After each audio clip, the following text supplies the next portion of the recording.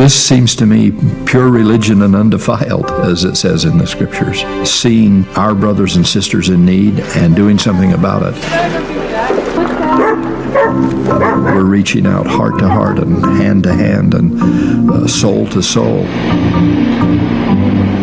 The church provided us food, hygiene kits, and clothing. I give thanks because at that moment they were always by our side. Even though we are not members of their church, we always receive their support. I think that the manifestation of love that has been expressed in the way the LDS Church has provided assistance, boy, that's a powerful, powerful message. Our partnership with the LDS Church is absolutely essential for the Red Cross to be able to fulfill its mission every single day. With us, the church has been there in so many different parts of the world in large numbers, but it really comes down to the individual. It's when you look at those individual stories that it brings our mission to life. If I would talk to the people that put these things together, is to tell them their time and their efforts do not go in vain, that many lives will be blessed, because I know how each of these things bless the lives of me and my people in those times of needs. It makes me feel the love of God to know that we're all in this world to bless each other's lives.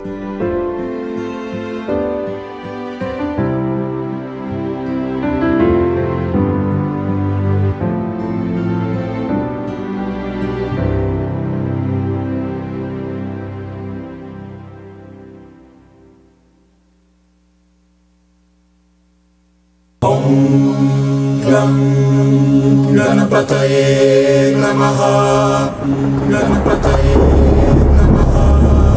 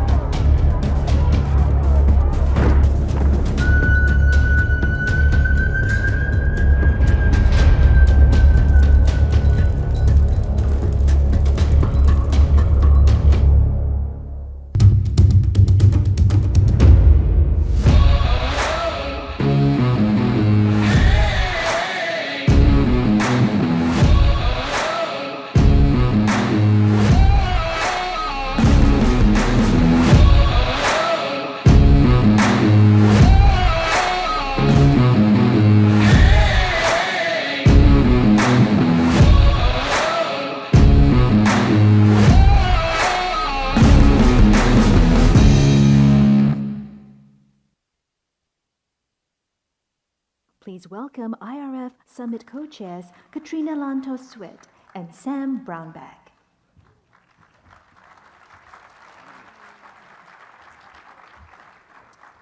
Good morning, everybody. Welcome to IRF 2022. Delighted to have you here. We've got a great program set up for you, so thanks for being here. We've got about 80 groups that have come together from all over the world. We've got about 1,000 people that are going to be here all together from every major faith community that exists on the planet, and all here for one purpose. And our simple motto is that purpose: religious freedom for everybody, everywhere, all the time. That's what we're about. That's what we're pursuing. That's what we're going to get done together. And that's our motto. Unfortunately, that motto is not the reality in the world today. And unfortunately, it's not even close. Indeed, the most abused human right in the world today is religious persecution. That's the most abused human right in the world today is religious freedom. And we're seeing so much persecution taking place. Billions of people live in restrictive countries around the world. In China, every faith is persecuted, and millions of religious adherents live in concentration camp jails or virtual prisons simply because they peacefully want to practice their faith. New technologies are being tried and beta tested to have a new form of persecution that's on a virtual basis. In the West, we see persecution for your faith is taking the form of exclusion and even prosecution for simply posting Bible verses. In Africa, religious adherents face massacres, and in Asia, mob violence. Through it all, we must stand and fight for the defenseless and speak for the voiceless and press for the day of respect for all religions everywhere. Religion's the one entity that actually can stand up to government, that government can't subdue. Now, government will try. They'll get it done maybe for a period of time, but ultimately the kingdom of God will not be subdued by the kingdom of man. Now, I want to just point out before I turn over to my co-chair, this is a friendship summit. We really need people to come together across various faiths, across various traditions, and start working together. Pick a project, pick several projects, but start working together, because that's how we can build this coalition and how we can push off the restraints and can make our motto reality. Religious freedom for everybody, everywhere, all the time. Welcome, we're delighted you're here. Strap in, this is gonna move fast. We've gotta move it fast, and it's gonna be a wonderful summit. God bless you all, and I'm delighted to co-chair with my co-chair, Katrina Lantos-Sweat, who's a fabulous advocate, and it's been a pleasure working with you, Katrina. Likewise. I'm president of the Ambassador Sam Brownback fan club, and none of you can take that title away from me, because he's done an extraordinary job. Thank you so much.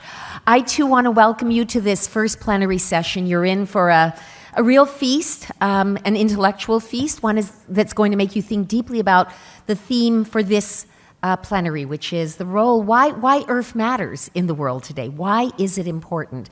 And there are so many reasons. Sam just talked about the unbelievable wave of persecution and targeting that people of faith are experiencing around the world, and clearly that's at the top of the list. But I would like to suggest that Earth matters in the world also because it is intimately implicated in our own national security and in the national security and well-being of societies around the world. We know that countries that do a good job robustly protecting freedom of religion, conscience, and belief are more peaceful, are more prosperous, they provide more opportunity for their citizens, and they do not threaten other countries. Sadly, the converse is also true.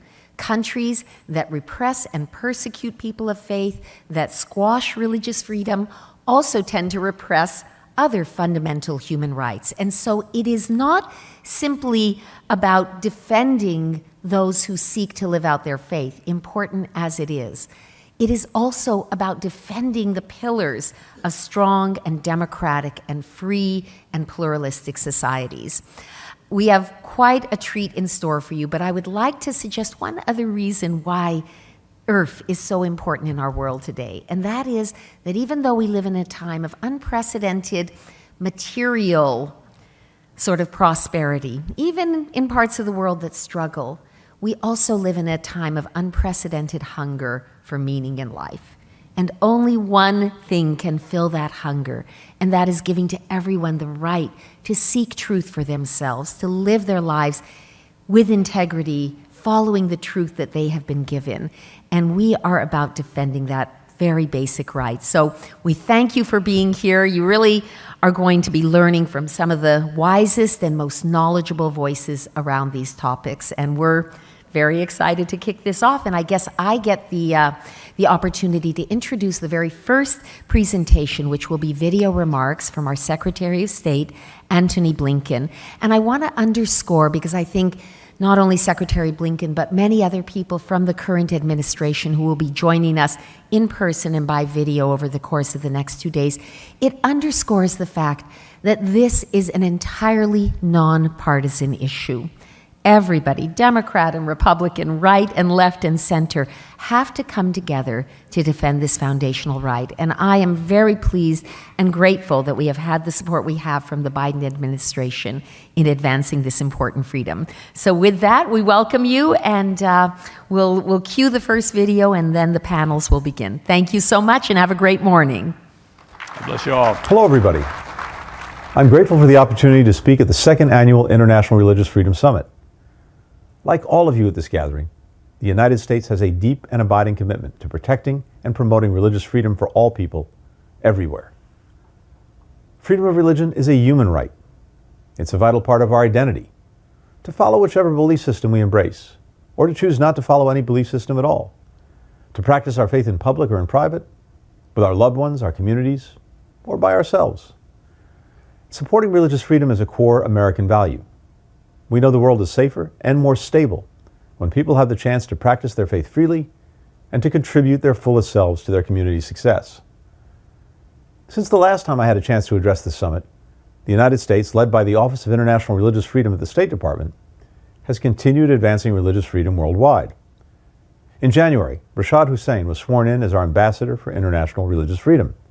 He and his team have helped drive forward our foreign policy priorities, including by engaging with foreign governments to coordinate our efforts to protect the rights of all individuals, including religious minorities, and by partnering with civil society, advocates, and religious leaders across faiths to advance cooperation, mutual respect, and the meaningful and equal inclusion of all. In March, I made the determination that Burma's military committed genocide and crimes against humanity in 2016 and 2017 with the intent to destroy predominantly Muslim Rohingya, in addition to decades of atrocities against other ethnic and religious minority groups. And just a few weeks ago, the State Department released the 2021 International Religious Freedom Report, which offers a thorough, fact-based review of the state of religious freedom in nearly 200 countries and territories around the world. It noted how we're seeing rising hate in many places, including anti-Semitism, anti-Muslim sentiment, and attacks on Christians, religious minorities, and people who choose not to believe. This just makes this work even more important. And the State Department will continue to stand up for religious freedom worldwide and speak up about threats, attacks, discrimination, and other abuses when and wherever they occur. We can't do this work without our partners across civil society. They lift up the voices of those suffering from persecution. They open our eyes to atrocities and abuses on the ground. And they offer support, shelter, a safe haven to practice their faith openly, or a platform to speak up to those suffering. I'd like to thank our partners across more than 35 governments and multilateral organizations who've helped monitor religious abuses and respond collectively, and, in so doing, multiply our shared reach.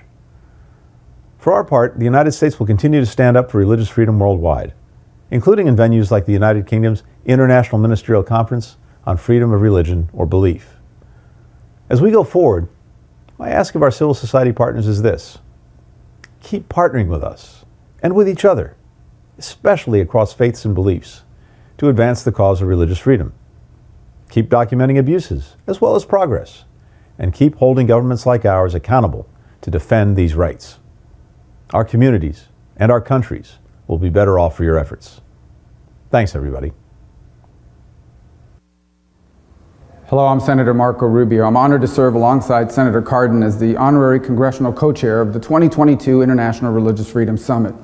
Freedom of religion is a God-given right that's afforded to every person. Our nation is blessed to have a constitution that protects that right and a proud tradition of defending that sacred principle. Tragically, many around the world are deprived of religious freedom, including Uyghur Muslims in Xinjiang, Buddhists in Tibet, and Christians in Africa and in the Middle East. In our own hemisphere, religious freedom is attacked by authoritarian regimes in places like Nicaragua and Cuba. The United States has a critical role to play in shining a light on religious freedom violations worldwide, and we're working to make that happen. Last year, my Uyghur Forced Labor Prevention Act, that became the law. For too long, our nation turned a blind eye to how nationless companies and large corporations benefited from slave labor. This new law will change that, helping to ensure that Americans are no longer complicit in the Chinese Communist Party's genocide of predominantly Muslim ethnic groups in Xinjiang. The law went into effect this week, and it's now up to all of us to make sure that the government is fully enforcing it. I'm also pleased to announce that we have a bipartisan agreement to reauthorize the U.S. Commission on International Religious Freedom so that it can continue its important work of highlighting religious freedom violations across the globe. The Commission is absolutely necessary. In the past year alone, it has helped us identify how conflict and chaos led to violations in Afghanistan, Ukraine, Nigeria, and beyond. I'm grateful to all of those in attendance today for their leadership and their dedication to the cause of religious freedom. I look forward to continuing to work together to ensure that all people are afforded the right to safely and peacefully worship. Thank you, and may God bless you all.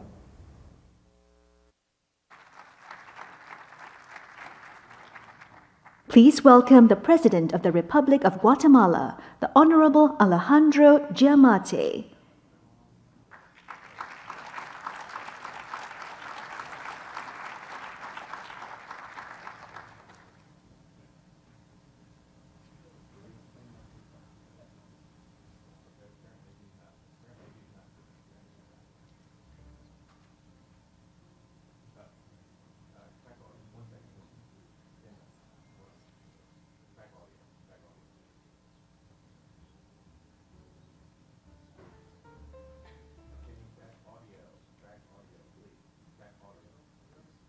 Please welcome Indonesian Minister of Law and Human Rights, the Honorable Yasonna Laoly.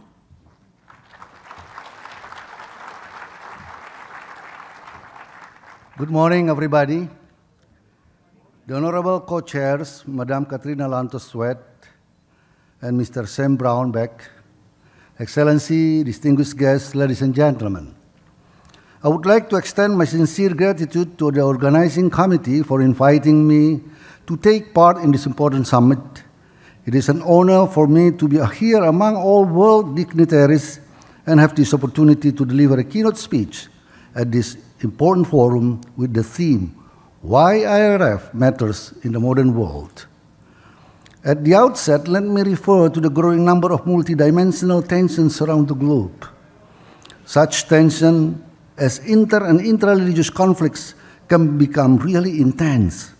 And in many cases, the root causes have little to do with religion, but triggered by political power, economic disparity, social and cultural background, demography, and ethnicity.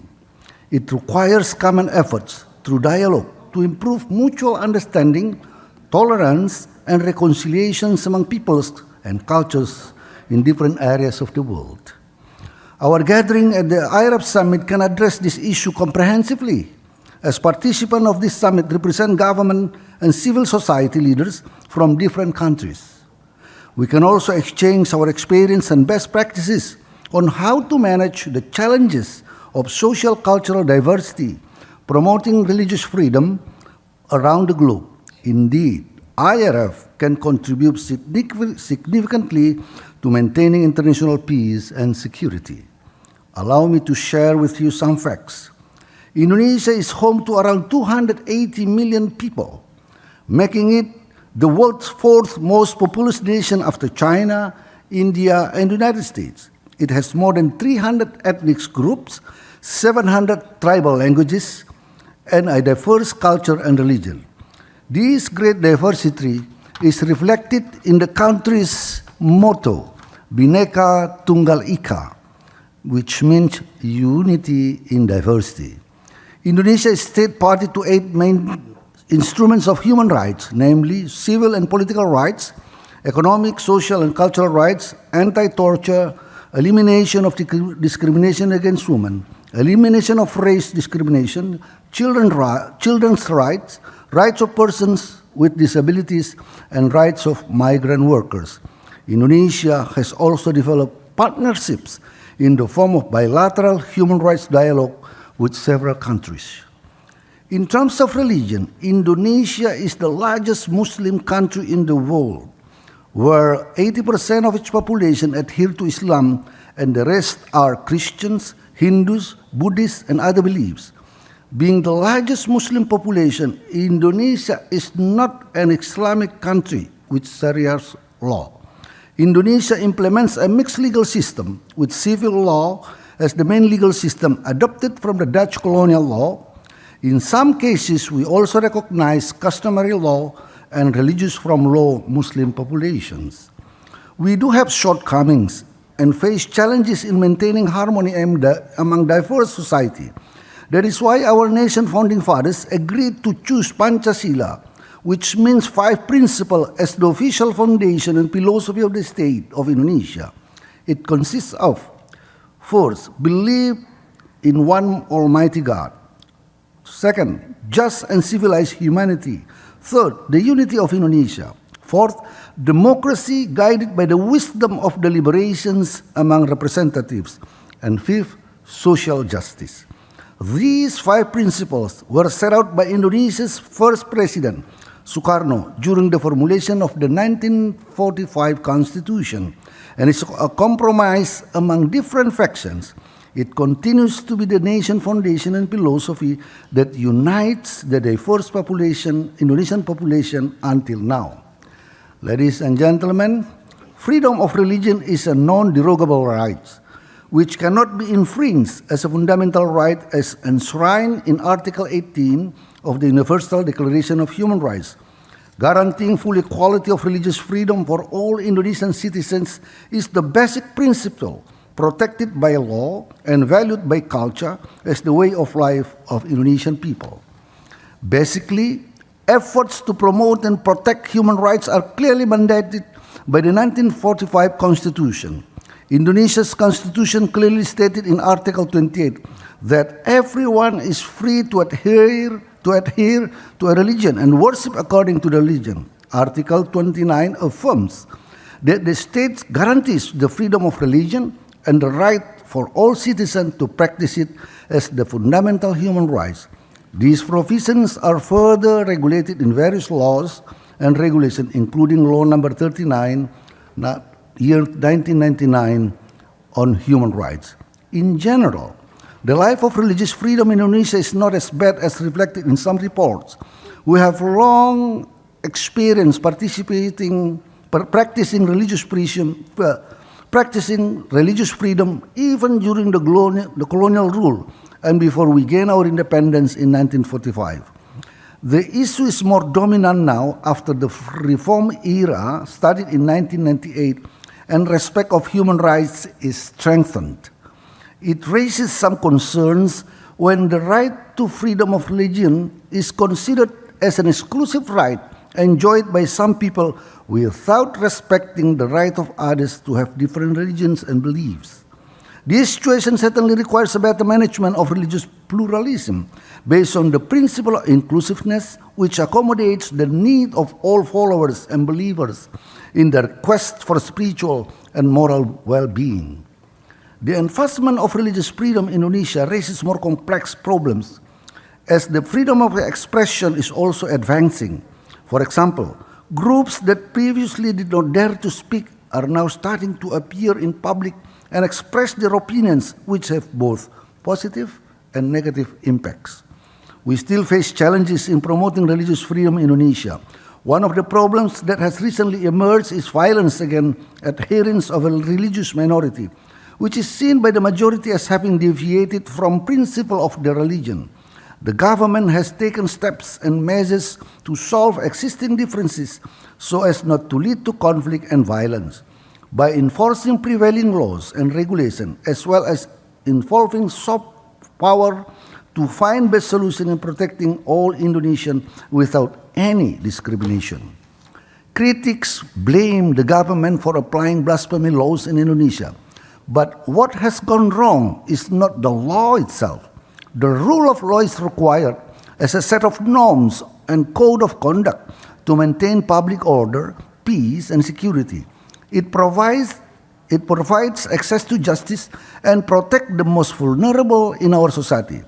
Blasphemy law is intended for maintaining interreligious harmony, but to be effective, it requires enhanced people's legal awareness and compliance. It requires a continued effort to build mutual understanding and enhance tolerance among our diverse religious society. We remain committed to addressing the challenges of enhancing religious freedom in Indonesia. Despite there have been some frictions among small number of certain believers, in general, the majority of Indonesian people continue to live side by side harmoniously.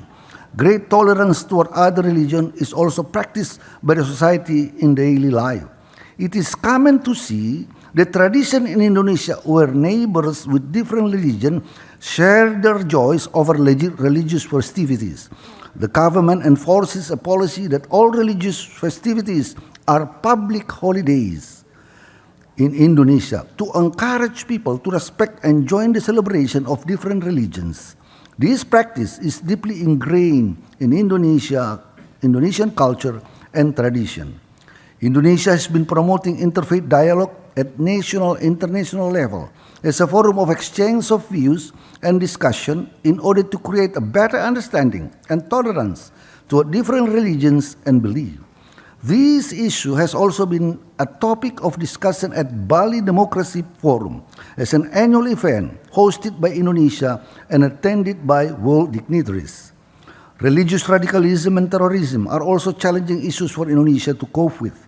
We continue to intensively working to prevent violent extremism in the society by establishing a counter-terrorism unit who works with religious leaders, prominent community leaders, as well as suspected convicted terrorists and returnee fighters from Syria who are prepared to cooperate after completing their rehabilitation process. We also work with other countries in the region to prevent cross-border terrorism and radicalism. In order to strengthen freedom of religion and belief through education, earlier this month, on June 8, 2022, the Director General of Human Rights under my office portfolio signed a cooperation agreement with the Lemena Institute, who is yesterday has talked about the work of Institute Lemena, the first day. Cooperation agreement with Lemena Institute, which in partnership with many other organizations has trained thousands of Indonesian teachers on cross-cultural religious literacy. As part of this cooperation, in September 2022, we plan to host an international virtual conference on religious freedom, rule of law, and cross-cultural religious literacy. It will be open to public, and hopefully you can all take part in the conference. All these efforts have contributed to the existence of social harmony in our diverse society, to the Indonesians' growing economic and political stability. Ladies and gentlemen, promoting religious freedom globally should be our joint effort in maintaining international justice, peace, and stability.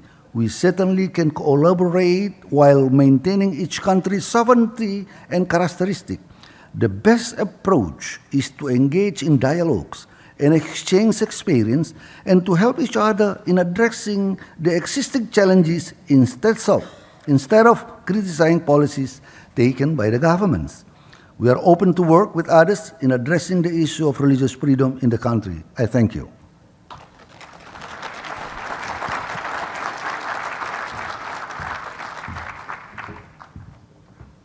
Please welcome the President of the Republic of Guatemala, the Honorable Alejandro Giammattei.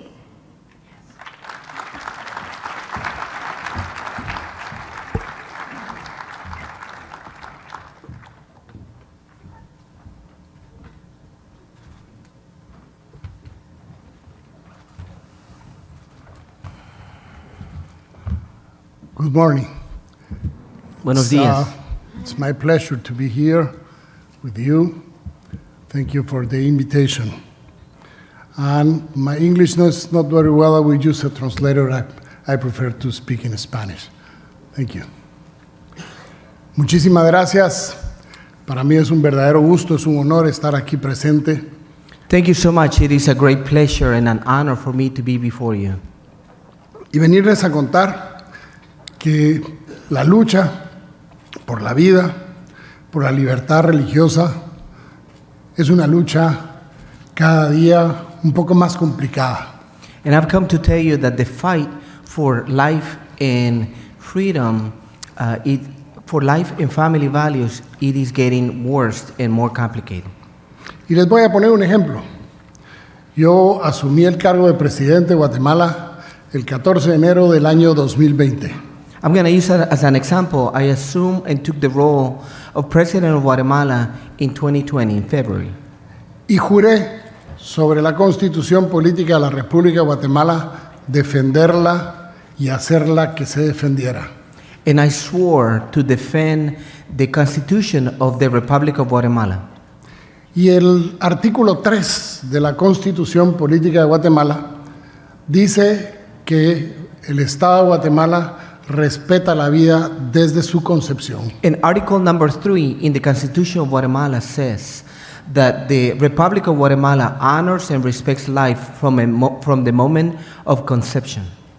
Y entonces principiamos a trabajar una política pública que hiciera que se respetara la vida desde su concepción hasta la muerte natural. So we established a policy that would honor life from conception all the way to the day of death. Logramos integrar 99 programas y proyectos del gobierno de los distintos ministerios para proteger la vida desde la concepción hasta la muerte natural, la cual quedó promulgada mediante un acuerdo gubernativo el 20 de julio del 2021. And we started 90 something policies that would honor that life, and we constituted it in July of 2021. Yo creo que todos ustedes conocen qué es la OEA. I'm sure all of you know what the American States is. Guatemala firmó en 1948 el Tratado de la Convención Interamericana sobre los Derechos Humanos. Guatemala signed the treaties that was of Ibero-American, the Treaty of the Defense of Life. Somos uno de los países fundadores de la Organización de Estados Americanos. We're one of the founders of this OEA, or American States. Y en esa convención dice que los países de América respetan la vida desde su concepción. And in the articles of that organization, it says that the American states honor and respect life from its conception too. El año pasado yo tuve el honor de firmar y adherirme al Consenso de Ginebra. Last year, I had the honor and the privilege of being able to sign off the Council of Geneva, que protege la vida desde su concepción. which protects life from its conception. Fui el país número 35 en firmarla. I was country number 35th in signing it off. Pero Dios sabe que al que hace las cosas correctamente también le cae. But God knows that those that are pursuing righteousness, they also have to pay a price. No es fácil. Hasta el momento todo lo que les he contado suena fácil.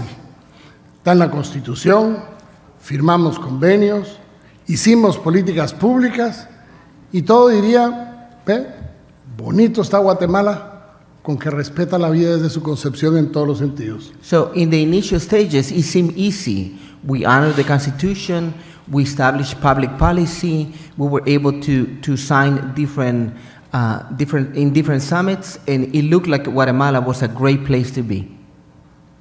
Guatemala es un país pequeño. As you know, Guatemala is a small country. Si nos comparamos con un estado, yo creo que Tennessee o Kentucky, creo que resultan un poco más grandes que Guatemala, pero son más o menos de ese tamaño. For those of you that do not know, Guatemala fits within Kentucky or the state of Tennessee. Pero sin embargo somos un país de fe.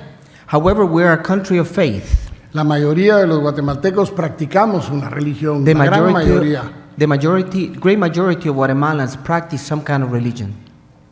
Por lo tanto, uno diría, Guatemala no tiene por qué tener problemas. So anyone would say Guatemala shouldn't have any issues. Ayer llamé a una reunión del Consejo Permanente de la OEA y fui a la OEA. I went to the OEA, or American States Organization. ¿Y saben a qué fui? And you know what I went to? Fui a protestar porque Guatemala fue incluida en el capítulo 4B de los violadores de los derechos humanos. I went to say a protest and to be against being included in the article of 4C, which 4B, 4B, which puts us in the same place as Cuba and Venezuela. Cuba, Venezuela y Nicaragua. Yo soy violador de los derechos humanos como Cuba, Venezuela y Nicaragua. ¿Y saben por qué? And I was told that I was a violator of human rights like Cuba and Venezuela and Nicaragua. Do you know why? porque firmé el consenso de Ginebra y porque tenemos una política que protege la vida desde su concepción. Because I signed the Geneva Convention and we also have a rule that protects life. Que me pongan en el capítulo 20, 48, 84, en el capítulo que quieran, pero en Guatemala se respetará la vida desde su concepción. I don't care what kind of chapter I've been thrown at. In Guatemala, we're committed to respecting and honoring life from its conception.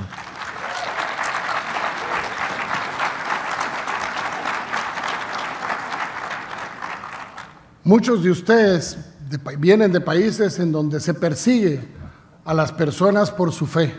Many of you come from countries where you're persecuted because of your faith. Estamos en el año 2022 y todavía se persigue a las personas porque creen en un Dios. We are in year 2020 and we still persecute people because they believe in God. Pero no importa la religión, no importa la persecución, porque Dios protegerá a quienes hablan de Él, a quienes cumplen con sus mandatos, pero sobre todo a quienes ejerciendo el poder hacen que efectivamente esa palabra de Dios se pueda volver realidad. But it doesn't matter the kind of persecution that you believe or practice, because God cares for His own, those that follow Him, those that believe in Him, and those that seek to live life according to principles that honor life. Y probablemente el mundo es que está al revés. Lo bueno parece malo, and maybe the world is upside bueno. down. The good appears as bad, and the bad appears as good. Pero los que no debemos de perder la conciencia somos los que creemos y somos los que sabemos que en este momento de tribulación en el mundo lo que tenemos que hacer es unirnos. But those of us that believe and operate out of a good conscience, we believe that there's a need and the time is now for us to unify our efforts and be able to be together. Pero no solo la Comisión Interamericana de Derechos Humanos me condenó. Not only the Human Rights Commission condemned me por haber firmado el consenso de Ginebra. Because I signed the consensus of Geneva. También el Departamento de Estado de los Estados Unidos. But also the Department of State here in the U.S. Y nos pone comparado como un régimen de Corea del Norte. And they compare us to a regime like North Korea. No estoy tan gordo como el presidente de Corea. I am not as big as the president of Korea.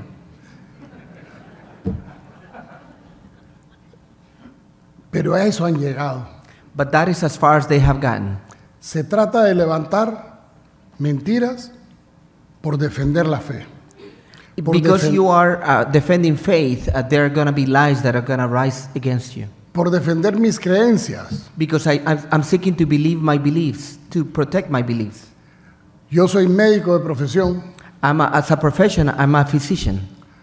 Y cuando hice mi juramento de médico, juré proteger la vida. And when I made the vow or the oath, I signed the oath as a physician, I swore that I was going to protect life. Como católico, as a Catholic, como médico, as a physician, como presidente, and as a president. En todos lados me aparece la obligación de respetar la vida desde su concepción. In every way, I am obligated to honor the things that I believe in life particularly. Yo no sé qué va a pasar conmigo en año y medio que deje la presidencia. I don't know what's going to happen to me after a year and a half of what I have left over of my presidency. I worry about the day after. Porque esos enemigos que no creen en lo que nosotros creemos, because those enemies that do not believe or ascribe to the things we en todo believe lo que nosotros creemos, and everything that we together believe, no van a descansar they are not going to rest de tratar de acallar las voces to try to shut down the voices que están tratando de decir lo que es correcto hacer. that are trying to say what is the rightful thing to do. Fuimos nombrados capital iberoamericana provida. We were named the capital of life in Iberoamerica. Y en el 9 de marzo de este año, and in March 9th of this year, en el Palacio Nacional, in the National Palace, develamos un monumento. We offered and opened a monument. Por la vida. A monument for life. Llegaron personas de 22 países. There were 28 countries represented. 60 delegaciones, and 60 delegations. más de 5,000 personas puestas en la plaza, Over 5,000 people that gathered in the main plaza. porque celebramos que Guatemala es la capital provida de Iberoamérica. Because we celebrated that Guatemala has become the capital pro-life in Iberoamerica. Y fue increíble. Estaban presentes los ministros de todas las religiones existentes en Guatemala. And it was amazing. Presently, there were all the ministers of all the religions that are in Guatemala. Vimos a un rabino darse la mano con un imán. We noticed and observed a rabbi, a Jewish rabbi, to shake hands with an imam. A un pastor evangélico con un obispo católico. With a pastor, an evangelical pastor, shaking hands with a bishop, a Catholic bishop. Por primera vez en la historia nos reunimos el presidente con todas las religiones en Guatemala. For the first time in our history, the president gathered with all the religions represented in the country. ¿Y qué nos unió? What is it that brought us together? Nos unió la fe y la creencia que hay que respetar la vida desde su concepción. It was our faith, but also the belief that we have to respect and honor life. Porque no importa qué religión sea. Because it doesn't matter what religion you ascribe los to. Principios son los mismos. The principles are the same. Los valores son los mismos. The values are the same.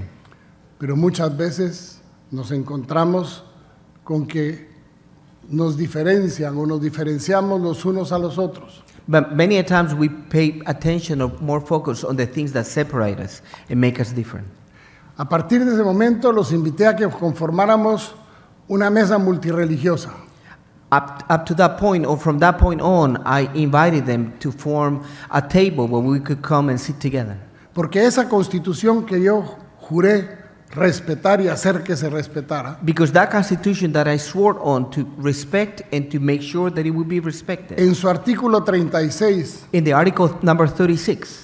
Dice que en Guatemala hay libertad de culto y de creencia. Because it says that in Guatemala we believe in the freedom of religious practice. Y se debe ya sea en público o en privado, se debe respetar lo que la persona cree. And whether in public places or in private situations, that freedom should be respected, whatever person believes. Y hoy no solo tenemos una mesa interreligiosa, and we not only have an interreligious table now, sino que recientemente nombré a un comisionado presidencial que va a garantizar con el diálogo permanente con todas las religiones que ese proceso de libertad de culto y religión sea una realidad en Guatemala y no hay nada que lo menoscabe. And I just appointed a commissioner, a presidential commission that would ensure that that kind of freedom is honored, respected, and is followed. And to be able to say that every service, every faith could serve, can be performed, and can be enacted in the way that they feel most comfortable. Las cosas han cambiado. But things are changing. Y un país pequeño, and even a small country as Guatemala, que recibió una promesa de Dios hace that muchos received años, a promise from God, cuando Guatemala fue el voto decisivo para la partición del Estado de Israel en las Naciones Unidas, when it received the decisive vote to be able to part or partake with the people of Israel, católicos o evangélicos, whether we're Catholics or evangelicals, nosotros creemos que Guatemala, en la promesa de Dios, de que Guatemala se convertirá en faro de luz para las naciones. We believe that Guatemala, with the favor of God, will become a lighthouse for the nations. Y si ustedes van a Guatemala al Palacio Nacional, and if you go to the National Palace in Guatemala, van a encontrar el globo terráqueo. You're going to see the globe, the earth. Y ahí en el centro de las Américas, and in the center of the Americas, en donde está Guatemala, where Guatemala is found, sale una luz que siempre está encendida. There's a light that is always turned on. Para recordarnos que tenemos que luchar por lo que creemos. To remind us that we have to fight for the things we believe in. No importa contra quién nos enfrentemos. No importa, perdón. Contra quién nos enfrentemos. Regardless of what kind of things we faced against. Estoy convencido que en mi gobierno dejaremos un legado mejor de lo que encontramos. We believe that our government is going to leave a legacy better than what we found. Tengan la certeza que vamos a luchar día con día. incansablemente por aquellos que no tienen voz. Rest assured that we're going to fight day in and day out on behalf of those that don't feel they have a voice. Pero que tienen el derecho de nacer para tener su voz. But they have the right to be born to exercise that voice. Que vamos a luchar todos los días porque todos aquellos niños que tengan voz puedan seguir las creencias de que sus padres les indiquen, lo que los padres les enseñen. We're committed to day by day to be able to fight over those children now with a voice, to be able to honor the teachings and the faith that their parents would teach them. Para que podamos tener cada día un pueblo con más religión, un pueblo con más principios, un pueblo con más valores, porque solo los principios y los valores de Dios nos permiten vivir en paz. So children can have and live by principles and values that allow us to have peace. Only principles and values based in God are the ones that can produce and guarantee that peace. Gobernar Guatemala no es fácil. To govern Guatemala is not an easy thing. Y el presidente representa la unidad de la nación.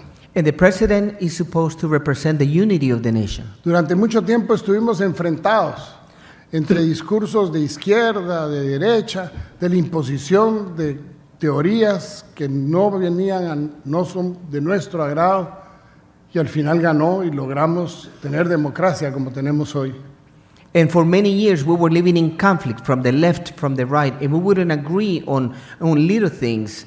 But since we were elected, we have been able to bring unity and to live out a democracy that people wanted.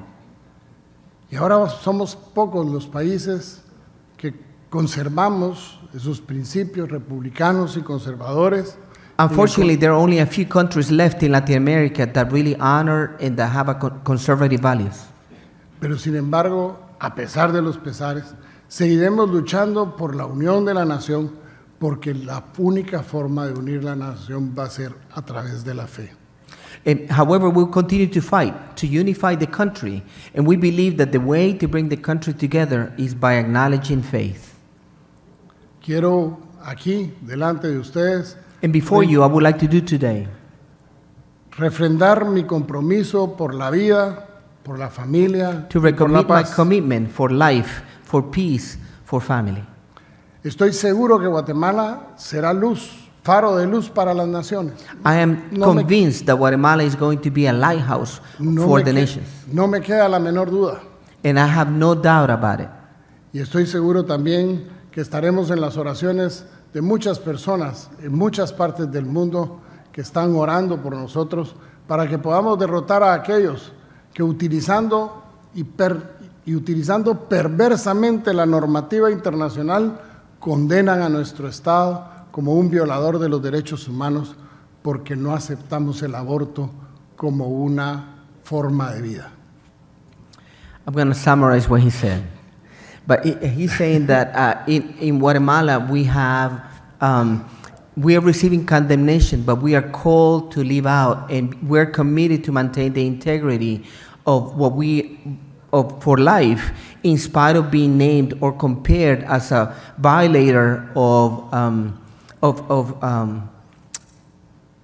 he said, like Cuba and Venezuela, and be condemned and compared to nations that don't have anything to do with us.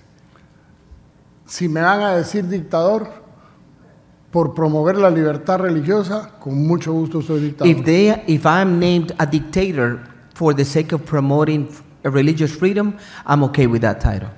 Si me van a decir que soy violador de los derechos humanos porque respeto la vida desde su concepción, soy violador de los derechos humanos. Because if I'm going to be labeled a violator of human rights because I respect life and I protect family, I don't care for that title. Y si me van a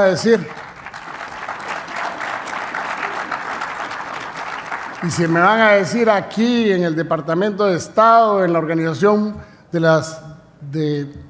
las Américas o en cualquier lugar, que soy un presidente fuera de contexto, porque no me ajusto a la realidad actual del mundo, no me gusta la realidad actual del mundo.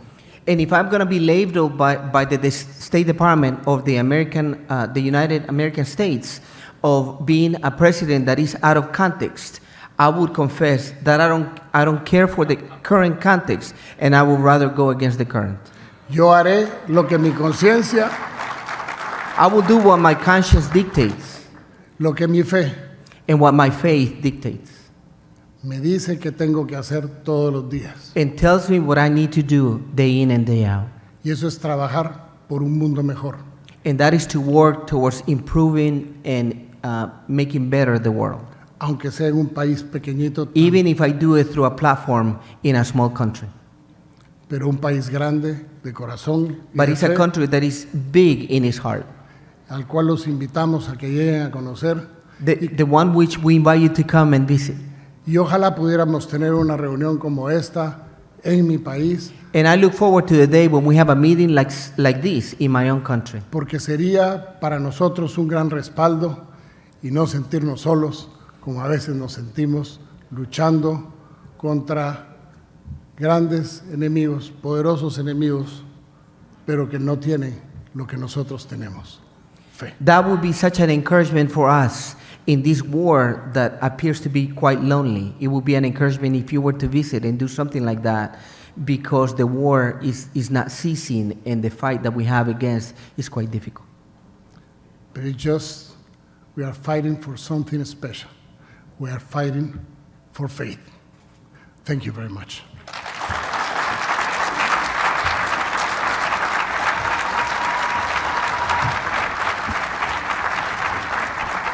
Some people say the metaverse will only be virtual. One day, this lecture hall will be made of code. And though they're virtual students, what they'll learn together is real. A surgeon will be able to practice as many times as needed in the metaverse before laying her hands on a real patient. These students aren't really back in 32 BCE, but they can still watch Mark Antony debate in ancient Rome. The metaverse may be virtual, but the impact will be real.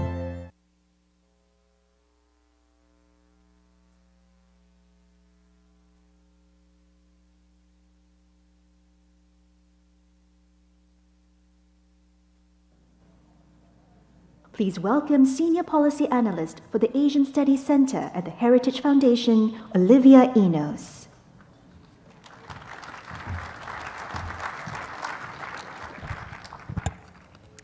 We are all familiar with the misuses and abuses of technology by authoritarian actors seeking to persecute people of faith.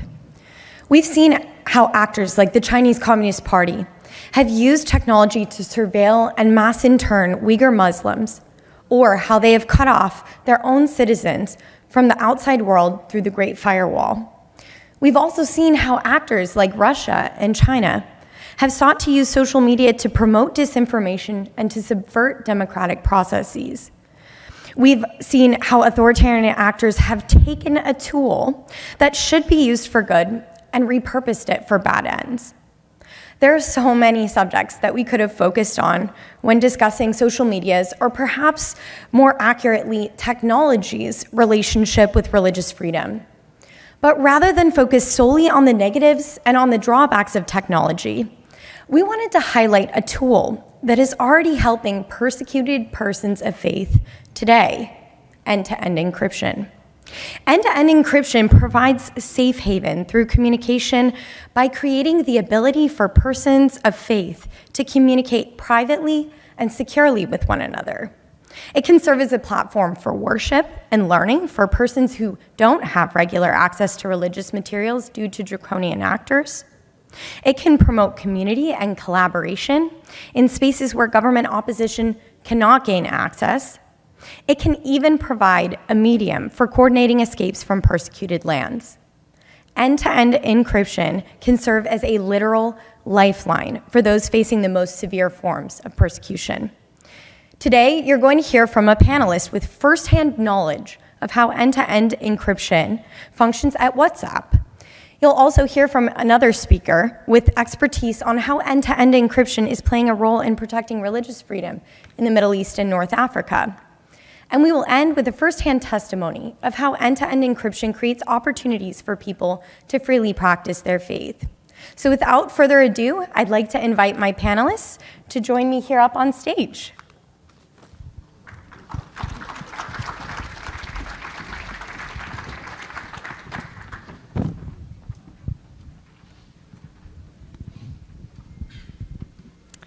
Well, thank you all for joining me here today. I'm going to kick it off with Jonathan Lee, who joins us from Meta, where he serves as the head of global public policy for WhatsApp.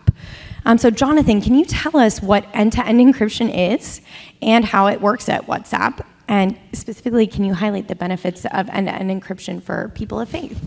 Terrific. Thank you so much for having me. I'm delighted to be here.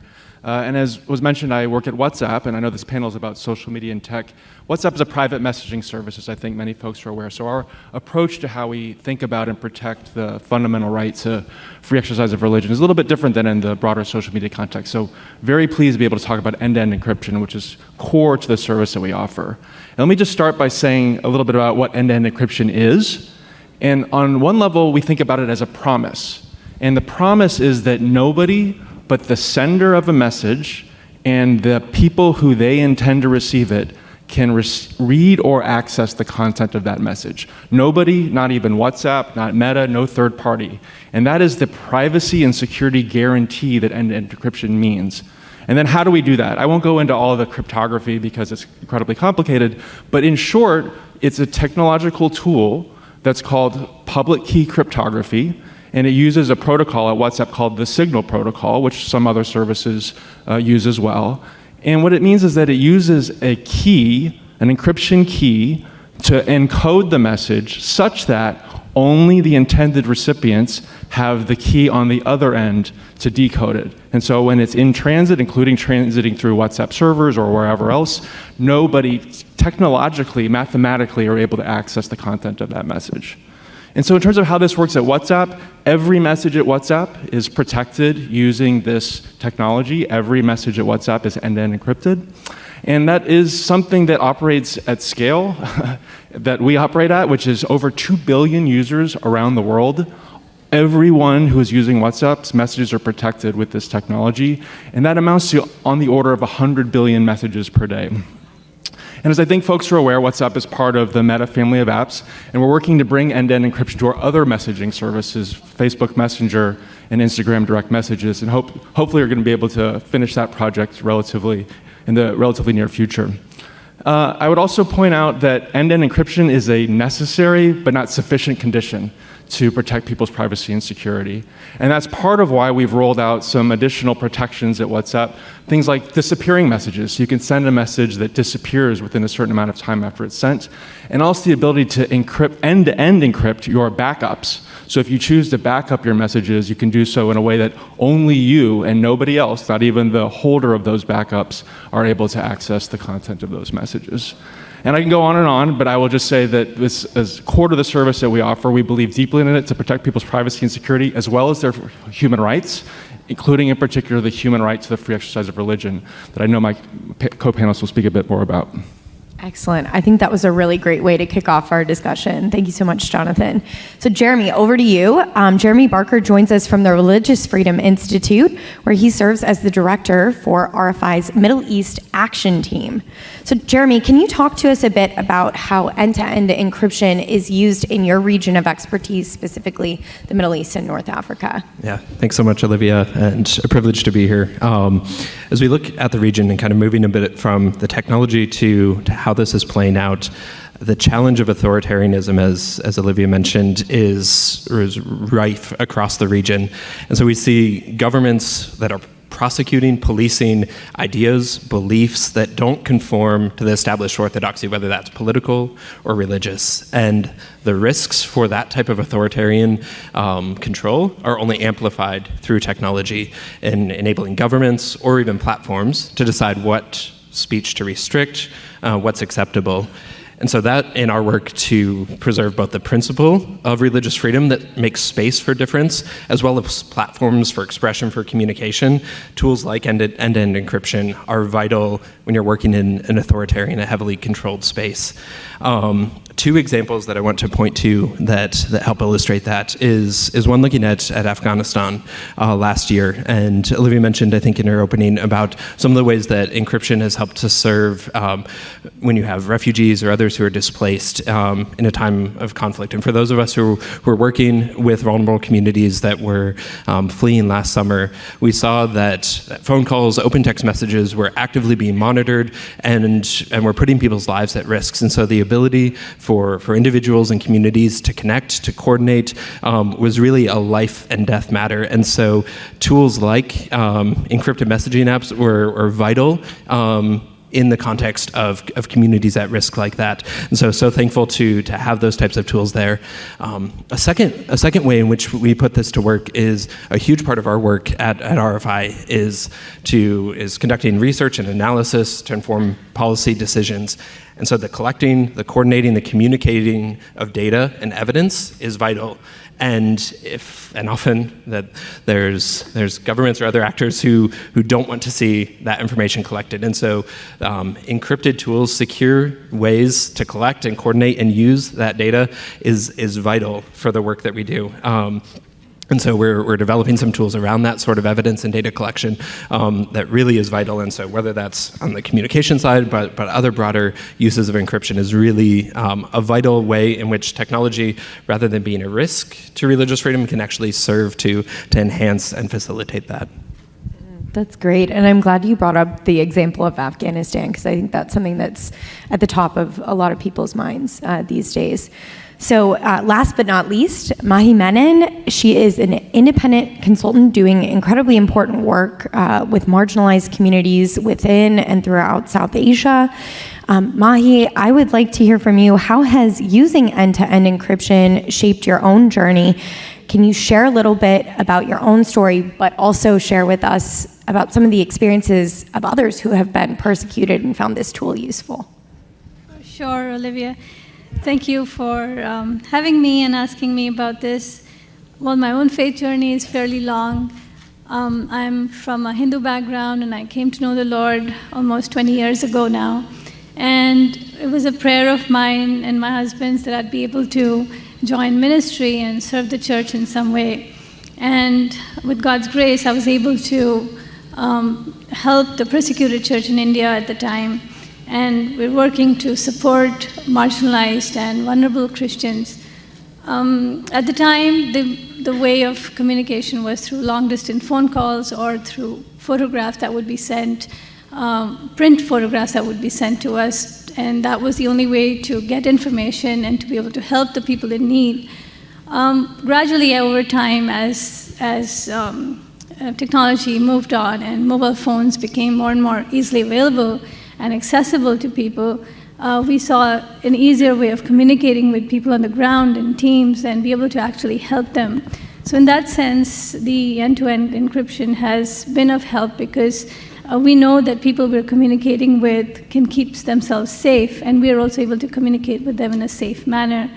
And real-time help can reach them much sooner than it would in other situations. Yeah, and also to share a story from the field, there was this case of a carpet weaver who, him and his family had to flee from their town because of their faith. If it was to be discovered, them and more people in their community would have suffered a lot. And even though they would not want to leave, but still we were able to help them leave the town in a safe manner and communicate with them all throughout so that they could leave and at the same time not put anybody else's lives in danger because the communication with them was on a safe level. So yeah, in that sense, these ways of communicating through WhatsApp and these apps are really, really cool that it really serves to enhance freedom of religion. That's so great. Thank you for sharing that. Jonathan, I want to bring the conversation back to you. We know from various studies, including the one that was conducted by BSR for Meta, that in addition to the benefits of end-to-end encryption, there are some risks. Can you talk about what some of those risks are and outline some of the best practices for mitigating those risks? For sure. Thank you for that question. And it is something that we're very cognizant about at WhatsApp. We're always thinking about, in addition to protecting people's privacy and security and safety, also what we generally call integrity, so issues that may affect our users in society.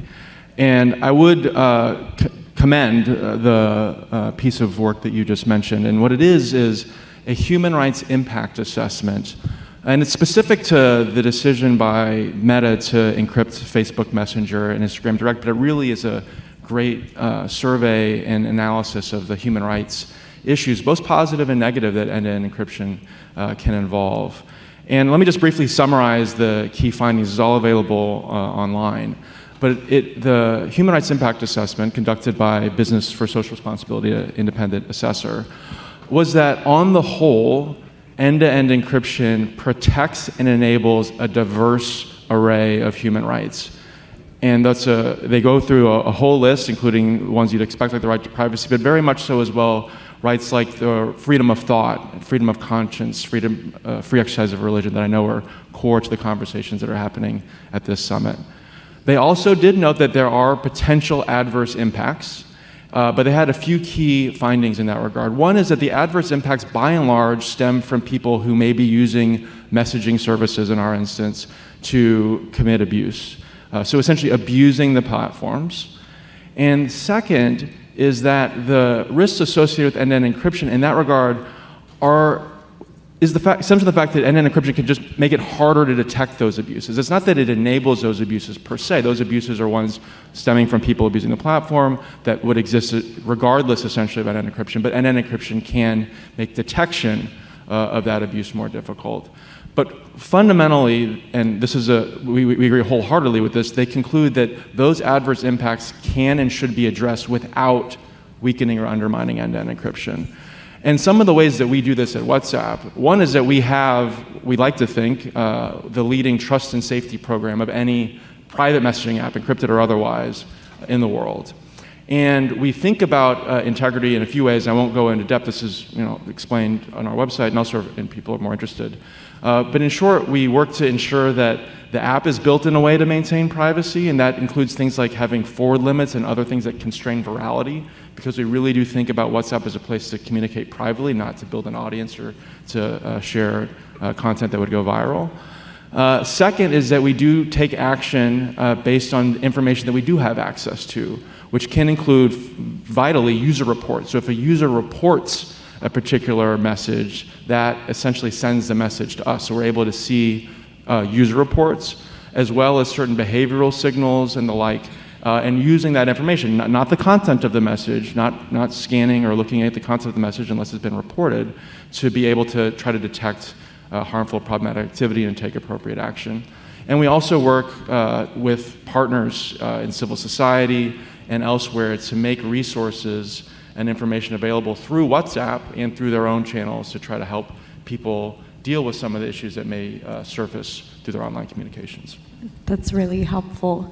So we heard a little bit about some of the harms, but Jeremy, I'd love for you to speak briefly about what offers you hope that technology is creating opportunities for folks to freely practice their faith in the Middle East context. Yeah, I think one thing to point to is you look at the last 2.5 years and a context where the ability to gather publicly was restricted in a number of ways because of responses to the COVID pandemic. For a lot of communities, many that we work with, that was a reality before COVID, continues to be one as well because of government repression or otherwise. And so being able to develop the tools to meet, to collaborate collectively, which is never an ideal solution. As a person of faith, there is something about that embodied nature of gathering together with fellow worshipers. But to be able to deploy tools to help support and facilitate that, and the expansion of those, is something that has been encouraging, and safe, encrypted, secure aspects of that is really important. So I'll stop there and save one more closing thought for. That's perfect. Yeah, I do like your emphasis on corporate worship often happening in person, but how a lot of other aspects can be enabled through end-to-end encryption. That's a great point. Mahi, you are going to close us out for this session. What ways would you like to see the tech sector do more to alleviate the plight of persecuted persons all across the globe? Yeah, for sure. I'd echo what Jonathan and Jeremy have said, that technology has been there for good, but we also see it, unfortunately, being used for bad by people with selfish or fundamentalist agendas. And it does tend to spread discord or elevate their power. What would be good to see is that we're able to build some sort of a warning system where if people are sharing harmful content, it can be stopped or it can be blocked out. Also, if parental control or privacy laws can be issued so that parents or parents of younger children can get reports of what they're seeing, so that they're not being influenced through, if they join some groups or something, they're not being influenced in a negative way. And also so that, because WhatsApp and WeChat are some of the top most used apps in South Asia at the moment. So it is imperative that more secure measures are taken so that people's lives are kept safe. That's really helpful. Well, I think hopefully our audience members leave here with a much better idea of, one, what end-to-end encryption is, two, the opportunities that it creates for persons of faith to more freely practice their faith in the way that they see fit, and three, it is quite a subversive technology. It does create space where space is otherwise closed, and so it's just an incredible tool, I think, for creating freedom. And so I just want to thank my panelists for joining me today. Would you join me in thanking them?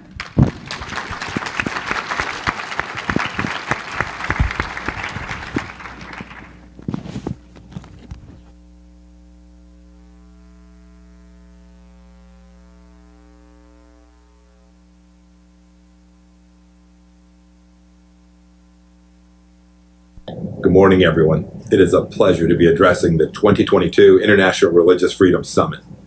I'd like to begin by acknowledging the exemplary service of Ambassador Sam Brownback to this incredibly important mission. Ambassador Brownback is a good friend, and he was my ambassador at large for international religious freedom while I was the Secretary of State. He did absolutely essential work on behalf of America and people of faith all around the world. Sam's continued devotion to religious freedom is an inspiration to me, and I think to all of us. I wish I could be with you today there in person. Unfortunately, I can't make it, but I'm honored to kick off your discussion on the importance of religious freedom to each nation's stability and security. If you look around the world, you'll find that America's allies and adversaries are separated by an important difference: their treatment of religious freedom. In nations where religious freedom is respected and secured, you tend to find governments that are open, democratic, and accountable to their people. In nations where religious freedom is ignored or trampled upon, you find governments that are closed and authoritarian. Behind walls of prisons and persecuted before our very eyes in places like China, Iran, Cuba, and North Korea are tens of thousands of people whose only crime is to worship God in their own way. This isn't a coincidence. Religious liberty is fundamental to a free society. Any nation that disregards its people's right to worship as they see fit cannot claim to be good in any other way. Indeed, it will inevitably become a country whose values are antithetical to those who championed the values that are championed here in the United States of America. This understanding was clear during the Trump administration. Our foreign policy was based on it. Ambassador Brownback knew this well. During my time as Secretary of State, the department hosted the Ministerial to Advance Religious Freedom 3 years running. These were the largest human rights events ever held at the State Department, bringing together political and faith leaders from all around the world. We'd recognized the central truth that China was engaging in genocide and crimes against humanity in Xinjiang. There are modern-day, state-of-the-art concentration camps already built inside of China, filled with Uyghur Muslims who are guilty only of practicing their faith. The UN High Commissioner for Human Rights, Michelle Bachelet, recently visited the region on a guided tour led by the Chinese Communist Party officials. Sadly, she came away parodying the CCP talking points, talking about de-radicalization and counterterrorism. This is a failure. The failure of institutions to hold China accountable for their gross and atrocious actions is why we in the Trump administration felt that America and civil society needed to lead. We needed to lead the way forward. It's why the work of the summit today remains vital. Indeed, the recent arrest of Cardinal Joseph Zen in Hong Kong also puts China's assaults on religious freedom into stark relief. It's time for the Vatican to walk away from its deal with the CCP and stand up for Catholics in China, not submit itself to Xi Jinping's authority. In Nigeria, We didn't just call out the Nigerian government for its failure to stop persecution of Christians by Boko Haram. We took action. As the Secretary, I placed Nigeria on the State Department's country of particular concern list, opening it up to sanctions and further punishing actions. The Biden administration sadly removed this designation, and the persecution continues. I'm sure many of you read about the horrific church bombing there just recent weeks. I thought I'd close with this quote from Alexis de Tocqueville. Quote, "Liberty regards religion as its companion in all battles and triumph. It considers religion as the safeguard of morality, and morality is the best security of law and the surest pledge of the duration of freedom. Securing religious freedom must be a central issue of American foreign policy, not a side issue. By securing religious freedom around the world, we'll be strengthening democratic institutions and freedoms as well. This serves both America's interests and that of religious believers all around the world. Faith does not undermine our foreign policy. Faith strengthens it. I wish you all the best in the summit, in your work ahead, and over the coming days. May God bless you all."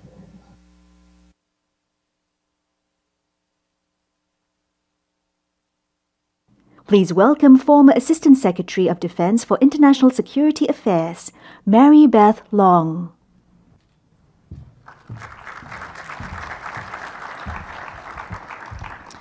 Good morning, and thank everyone for being here. I particularly want to thank Senator Brownback and all the organizations and institutions to coming for something that is so easily overlooked, but so important. I started my life in the Central Intelligence Agency as an operations officer abroad, and I finished up my government career as the Assistant Secretary responsible for just about every conflict area you can imagine. And there are two things that you cannot help but come away with after those experiences. And number one is religious intolerance is coupled almost always with an intolerance for basic human rights, for liberties, for the fundamentals of humanity. And those who claim religious backing, religious motivation for terrorism, not only embrace that, but they use that to the detriment of all. There are so many conflicts, whether it's a local terrorist seeing a political divide or an economic divide and manipulating people to use his religious backing or his alleged religious guidance to motivate people to violence, or whether it's just the lack of belonging and the need for religion or the need for tolerance of not being religion or not being religious that really undermines our humanity. And they are fundamental to the instability and the lack of peacekeeping in the world. Religious tolerance is coupled and embedded in all of that, number one. Number two, tolerance for religion and the role that religion and groups and faith plays is fundamental to resolving conflict. And what we need going forward in the world is more participation on the ground, more inclusion of the private sector, more strengthening, as Secretary Pompeo said, of using belief to not only avoid conflict, phase zero from a military standpoint, but then to resolve it on the ground. And that is why the coupling, the intersection of international religious freedom and our national security, the world's national security and national security policy, while overlooked, is really important, never more important than now. Think about it. We wake up today very different than we woke up just a year or two ago, very different than post-World War II, very different even than after the Cold War. Conflict is everywhere. It's increasing. The kinds of conflict and threats are increasing, and the domains. We now have danger in the very air we breathe and in the internet, and yet we're more divided and more divisive than ever before. There has got to be a recognized role for unity, for faith, for human rights, and for religion, in not only avoiding, but resolving these conflicts. And that's what we're here to talk about today. With me on the panel are two people that have dedicated a lot of their lives, and certainly in some respects his security, to integrating faith and faith-based and unity into the world and calling out those who would use religion and use violence to separate us. Do you think it's not really happening and it's not really a military issue? What about what the Taliban is doing to women and others in Afghanistan? What about the intolerance in Pakistan that has led to beheadings and permanent jailing? What about the rise of ISIS in Syria and other African nations? What's going on in Nigeria, which the Secretary just talked about? What about the persecution of Uyghurs by the Chinese?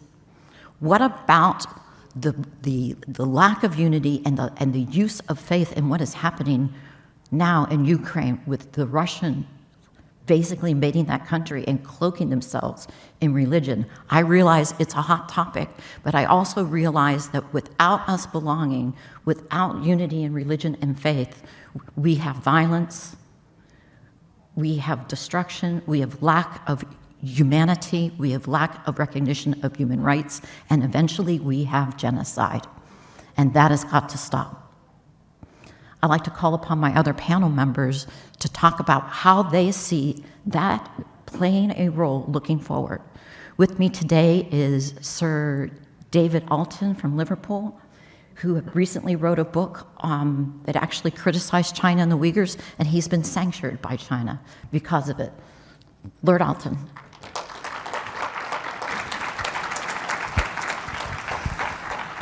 And with me too is Miss Nicole, I'm going to say it wrong, Bibbins Sadaka. I want to say Bibbit Sadaka. I was asking, are you related to Neil Sedaka? He is.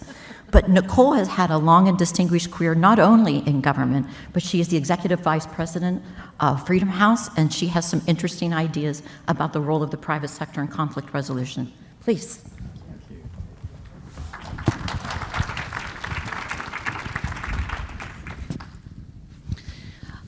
I note that contrary to our national security strategy for the United States, which previously listed religious freedom as one of our founding principles of our national security strategy, our security strategy, that no longer is the case in the current draft document. And I think Secretary Pompeo alluded to that. I wanted to ask each of the panelists, in general, what role do you see religious freedom playing in national security, and most importantly, going forward in this crazy, ever-evolving threat environment that we have? Do you see it getting worse, getting better, and are there any lights at the end of the tunnel? I'm going to go with ladies first. Absolutely. Lord, I hope you don't mind. Nicole? Well, let me just say first, thank you very much for this summit being convened. It's extraordinarily important that we come together to talk about this issue. Thank you, Mary Beth, for your leadership, and thank you, everyone, for coming. It's just such an important topic to really think about the intersection of two extraordinarily important issues. We are in a world which is changing rapidly and is becoming more insecure as we speak, and we've seen things which we thought were no longer things we would see in the modern world happening in Russia and in many places around the world. We also are in an era of 16 years of democratic decline around the world, which means that there are more countries in which freedoms are being restricted, increasingly restricted, than there are countries in which freedom is expanding. And so it's really important for us to dig into those. So let me just share, if I could, just a few of the trends that I have been seeing and that I think underpin this intersection between religious freedom and national security, and then gave maybe a nugget of hope at the end. With 84% of the world's population identifying as religiously affiliated in some way, is extraordinarily important that we ask ourselves when we're thinking about the global landscape, about foreign policy, about national security, what role does religious freedom, what role do people of faith play in that? So I want to make 3 points about where I am seeing this intersection that we really need to focus on for those of us who are in the foreign policy and national security sphere. The first is unrestrained authoritarian power, which we are seeing increasing around the world at a pace that is deeply concerning. We know that religious liberty is limited primarily in those countries with authoritarian leadership. And what we also know is that that is part of a suite of repressive measures. It is not just religious liberty, but certainly religious liberty is where many authoritarian leaders target their repression. And we know that those leaders who are willing to go against international standards on religious freedom or other human rights are very willing to go against international standards on national security. And so what we have to see is when we look out around the world and we look at the international landscape, we have to say those countries that are willing to stand against international standards are willing to do it, and then they are therefore a threat to both the security and the values that we hold. The second is a limitation of religious freedom as a source of radicalization. And Mary Beth talked a bit about violent extremism, terrorism. I spent some of my time at the State Department working on counterterrorism, so got to see many of those issues closely. And what we see is that in many places where religious freedom is limited, and faith communities are targeted for repression by authoritarian governments, in those places, people of faith do not have space to exercise their normal religious freedom. They don't have place to worship. They don't have the freedom to raise their children and to speak about their beliefs. And that makes them much more prey to the radical elements of their faith that are looking to say, no, here's the path to being able to express yourself about our faith. It doesn't mean the entire faith by any means is radical, but what it means is that the fact that people don't have that space to exercise their religious liberties is fertile ground then for the radical elements that would then seek to use violence and other means which make us a less stable community. Last point that we've seen and is concerning is the manipulation of religious community by populist and authoritarian leaders. So what we see is many undemocratic leaders around the world wielding religion as a weapon to advance their own personal objectives, whether by co-opting belief in their rhetoric or harnessing violent extremism. And it's a way to hold on to power, because what we see with populist leaders and authoritarians, they don't want to actually subject themselves to the will of the people or subject themselves to the ballot box. So how else are you going to gain support? And the best way to do it is to divide a society and bring people in through less democratic means. And so autocrats know that it's much better for them to divide than to unite a society. And so by dividing societies along religious lines, they are able to weaponize the difference we have, stoke animosity, and build loyalty to themselves and to their regimes.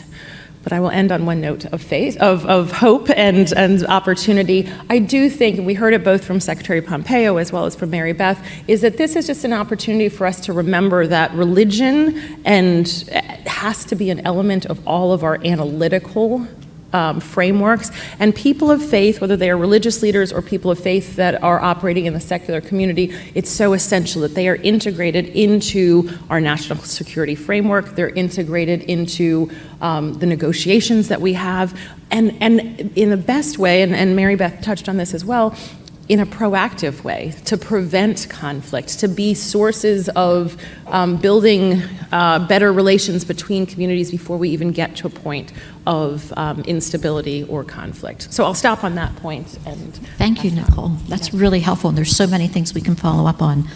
Lord Alton, you very possibly could be the only one on the stage today who is officially sanctioned by the People's Republic.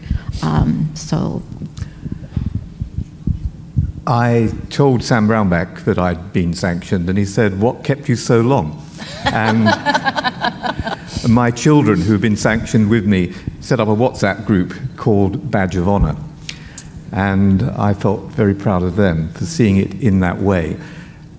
I'll talk a bit, if I may, Mary Beth, about China in a moment, but I just start by saying that if you don't understand the state of religious freedom in a country, then you don't understand very much about that country. If you do understand it, you get a pretty good view of the condition of that country, its stability, its prosperity, its outlook. The basket cases in the world, everywhere from North Korea to Pakistan, these are countries that don't allow religious freedom. And look at the consequences. Look at the mass exodus of people from places where there is conflict. There are more, according to the United Nations High Commission on Refugees, more than 70 million people who are displaced worldwide. What is it they're escaping from? What is it they are fleeing from? Ask Ahmadis fleeing from Pakistan. Ask Christians trying to get out of northern Nigeria.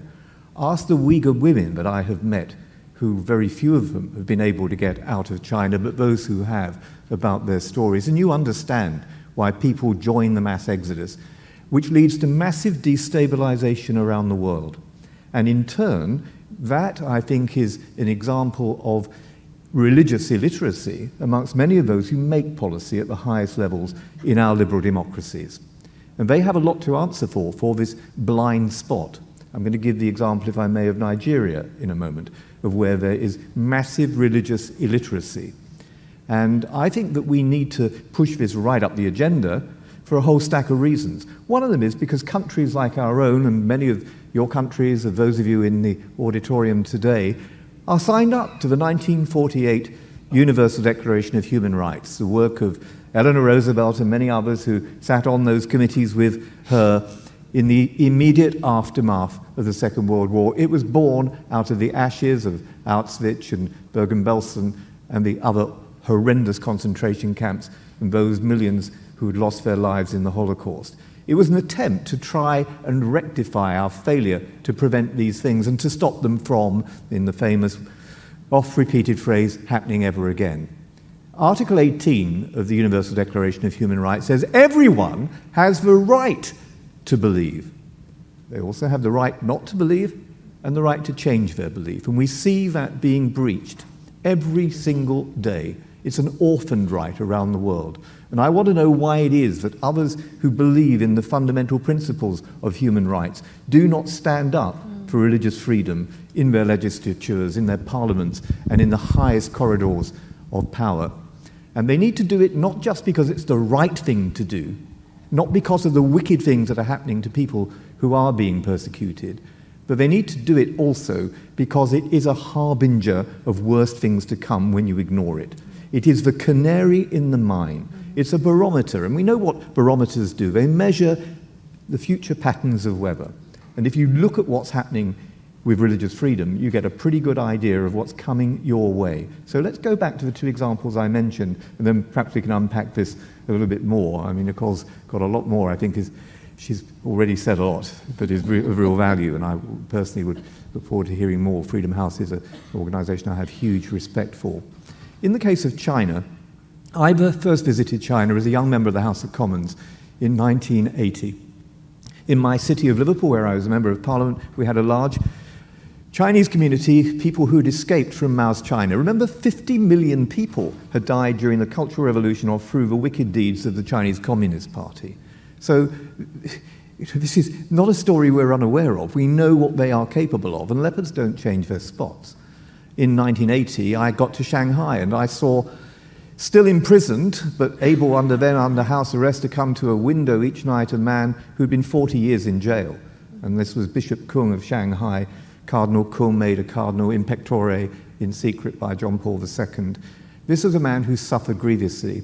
I know Cardinal Joseph Zen well. He is a truly good man. I would say that he is one of the greatest Chinese Christian leaders. He's been arrested, as you probably all know, in Hong Kong. Many of those in prison in Hong Kong today, where we see the destruction of democracy, guess what? They come from religious Christian backgrounds. I know Joshua Wong personally. I've chaired meetings for him. He's a young man who comes from a Christian background. He's in prison. I know Jimmy Lai personally. He founded Apple Daily. He is in prison. Why? Because they uphold the rule of law and they believe in the kind of universal values contained in that Declaration of Human Rights I referred to earlier on. They believe in democracy as we do. Who doesn't? The Chinese Communist Party. And they are subverting the international agreements that were made in the case of Hong Kong. They threaten Taiwan on a daily basis. We know what they did in Tibet. We know what they do to any dissident or defector who dares to speak out. Think of that young Chinese Christian woman who went to Wuhan to try and shine a light on the origins of COVID-19, Zhang, who is festering in a jail. Or Pastor Wang Yi from one of the Protestant free churches, who is in jail because he dared to question some of the ways in which the country is governed. Think of forced organ harvesting the Falun Gong practitioners and others. And think of the million and more people in the Uyghur re-education camps. Sir Geoffrey Nice QC chaired the Uyghur Tribunal. He was the prosecutor in the Milosevic case. He knows a thing or two about atrocity crimes. They found, just 6 months ago, having had a year of taking evidence in London, they found that there is a genocide underway. Mike Pompeo, to his credit, on the day before the previous administration went out, named it as a genocide. Tony Blinken coming in his place, named it as a genocide. The House of Commons has named it as a genocide. But has that impacted on our trade? Has it impacted on the way we treat China? Has it impacted with the policymakers on the way in which they deal with a country that has surveillance technology all over Xinjiang? The same company that makes it, produces cameras, that company, Hikvision, banned here in the United States, not banned in the United Kingdom. Why isn't the CCP's companies which operate in our nuclear industry in the UK, why has it not been taken out? As we've now eventually taken them out of things like Huawei, taken out of our 5G networks. Why did it take so long? At one level you could say it's naive, but at another level you could say these are collaborators in treachery. And I think that it is the latter in many cases, that people just saw money as a prospect, regardless of what it would do to industry in their own countries, when slave labor is used to manufacture goods which will always outcompete what you can do. This is extraordinary to my mind. It removes resilience and it creates subservience. Look at the United Nations, the way in which the Security Council is now compromised by the presence of China, able to use its veto along with Russia whenever they wish. But China also on the United Nations Human Rights Council. It's a sick joke. It's a sick joke. Look what they've done through the Belt and Road initiatives across Asia and Africa, which Mary Beth was referring to earlier on. This is truly extraordinary that we have allowed these things to occur. Where have been the policymakers? Didn't they see the canaries in the mine? Didn't they look at the barometer? Weren't they looking for the harbingers? And let me just end by saying something as well about Nigeria. I took part in a session last night. It was an honor to be with Bishop Jude, who saw 40 people in one of his churches just within the last month murdered because they dared to practice their faith. I've taken evidence from people who have suffered grievously. Only last week I was there at the unveiling of pictures that a talented young woman has painted of Rohingya women, Yazidi women, women from Afghanistan, women from Ukraine, and women from Nigeria. One of the pictures was of a lady from Nigeria who had been raped, not once, but twice, in front of her husband by Fulani militia. They and Boko Haram are responsible for most of the atrocities. That lady was 8 months pregnant. Mercifully, her baby survived, and she named what she called her miracle baby, Gloria. Sitting alongside the lady who's written Leah Sharibu's biography last night, whose name also happens to be Gloria, sitting alongside Maryam Ibrahim, for whom I campaigned many years ago when she was jailed in Sudan. Look at Sudan, what happened because of religious ideology and what it did in South Sudan, where 2 million people died, in Darfur, which I visited, where 300,000 died, 2 million displaced. Why? Because of the attempt to impose an ideology. And read across into Nigeria and what is happening now, and then you can see the picture, but you won't if you suffer from religious illiteracy. And that is why, Mary Beth, this isn't just a nice to have, though it is. It isn't just that it's Article 18 and we ought to honour it, though we should. It is because it gets right down into the quick of where our national security interests lie. And those policymakers who don't get that do not understand the world. We have very few, thank you, both of you.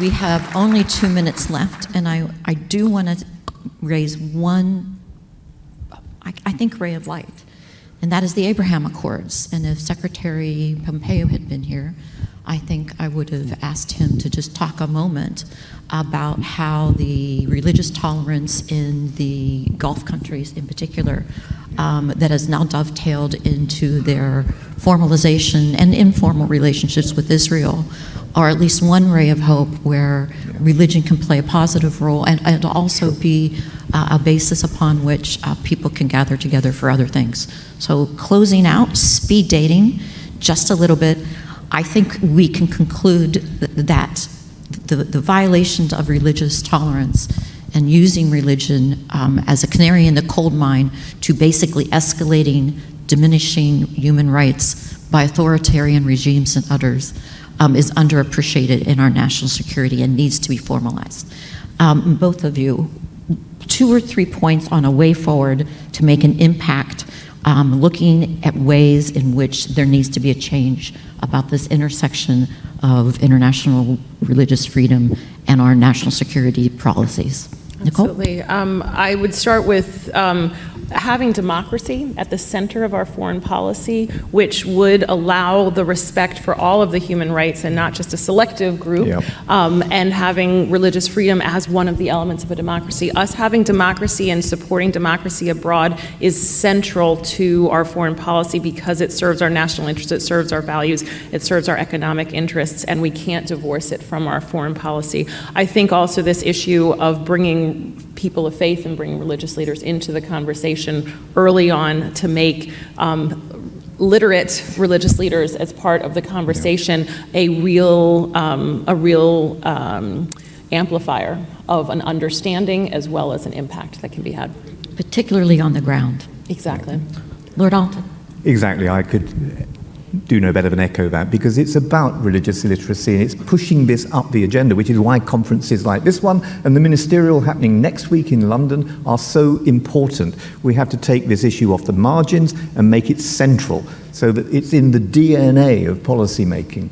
When you get people in Nigeria being told that the reason why 30 people were murdered in that church, why 11 people were executed on Christmas Day, why women like the woman I described were being raped by people from radical Islamist groups, but that is all down to, as some have said, including even the President of Ireland, who should have known better, that this was down to climate change or even population growth or poverty. This is absurd. Name it for what it is, and then you've got some chance of doing something about it. Now, name it for what it is. It's an ideology that needs to be challenged. So that would be, for me, a priority. And good people, including Muslims, will stand with us on that platform. That's why I campaign for Rohingya Muslims. It's why I campaign for Uyghur Muslims, because Article 18 is about everyone. It's why I campaign for atheists, like Alexander Arndt, who was put in jail for 4 years because he put on his Facebook site that he didn't believe in God. He has a right not to believe in God. We don't have a right to impose our faith on others. We don't seek to do that. And we have to name things for what they are. So the harbingers, the canaries in the mine, for goodness sake, let's get that and push this right up the agenda. And let's take examples of people and stand with them like you're doing at this conference. I brought Chen Guangzhou to Westminster to speak about what this blind man with no eyes had seen through his heart about what was happening in China. It's people like Chen who are able to show the world what they have missed, what they haven't seen. We have to do far more of that. It was Dietrich Bonhoeffer, who was murdered by the Nazis, who said, not to speak is to speak, not to act is to act. Never let that be said about us. Thank you so very much. Let us have the courage to call it for what it is.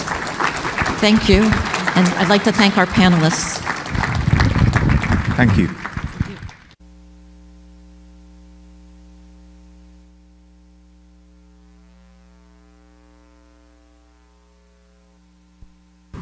Good morning. As Speaker, it is my privilege to address so many passionate voices for liberty at this year's International Religious Freedom Summit. Thank you to the summit's tireless organizers, including our co-chairs, Ambassador Sam Brownback, thank you again and again, and Katrina Lantos Sweat, who is proudly carrying on the legacy of her father and my friend Tom Lantos. This summit is an opportunity to reiterate a basic truth, that the freedom to worship without fear is a foundational human right. It is a cornerstone of any democratic society, a right that transcends borders, ethnicity, and gender.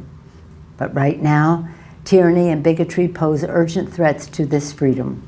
And as you will hear today, religious persecution continues to harshly and disproportionately impact women. That is why this conversation, Religious Minority Women Overcoming Persecution, is so critically important. This injustice has taken many sickening forms around the globe, including the Chinese government's horrific abuse of Uyghur women, the Taliban's brutality toward Hazara women and girls, and the genocidal persecution of Yazidi women carried out by ISIS. Thank you to the inspiring women advocates here today for shining a light on this evil, for making your voices heard, and for knowing your power to do so. All freedom-loving people share a moral obligation to stand up and speak out against oppression wherever it appears. That is why the Congress's commitment to stamping out religious bigotry remains bipartisan, bicameral, and unwavering. Strengthened by President Biden's leadership and guided by your persistent advocacy, America continues to be a force for the religious freedoms of everyone, everywhere. Thank you for your partnership in this fight, and best wishes for a productive summit. Thank you.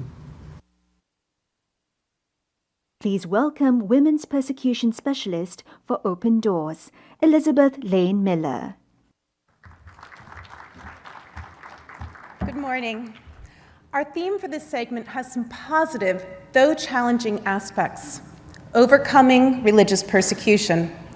But how do we do that when what we're up against is an attempt to destroy an entire marginalized religious community? In many ways, genocide is persecution taken to its logical extreme. Religiously motivated genocide is an intentional series of strategic acts, only one of which is causing direct physical death. That's not my definition, but it is a paraphrase of the UN Convention. This definition is important because it invites us to uncover and name the more hidden and long-term actions which seek to destroy communities. And many of these subtle, yet equally destructive actions focus on the women and girls of religious minorities. Within marginalized belief groups, vulnerability does not just come from being part of a minority religion. Other aspects of an individual's identity may compound their vulnerability. In addition to gender, these factors could include age or ethnicity. And each of these additional vulnerabilities can be exploited by actors hostile to the individual's faith.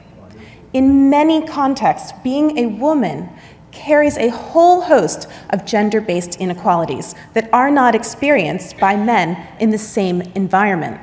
These might be legal or economic inequalities, or based on cultural norms. Every one of these vulnerabilities creates the opportunity for religious persecution. When it comes to women and girls, religious persecution blends into and amplifies existing injustices and inequalities. The result is that women and girls more commonly experience invisible forms of persecution. Open Doors World Watch research has been tracking religious persecution dynamics according to gender since 2018. As I note some of the findings from studying the Christian community, think of this work as a case study that might correspond to what other faith or belief groups experience. The distinguishing differences that we see are that men commonly experience visible strategies of religious persecution, often enacted more publicly, whereas women more commonly experience invisible strategies, which often involve shame and sexuality. For women, violence often happens behind closed doors.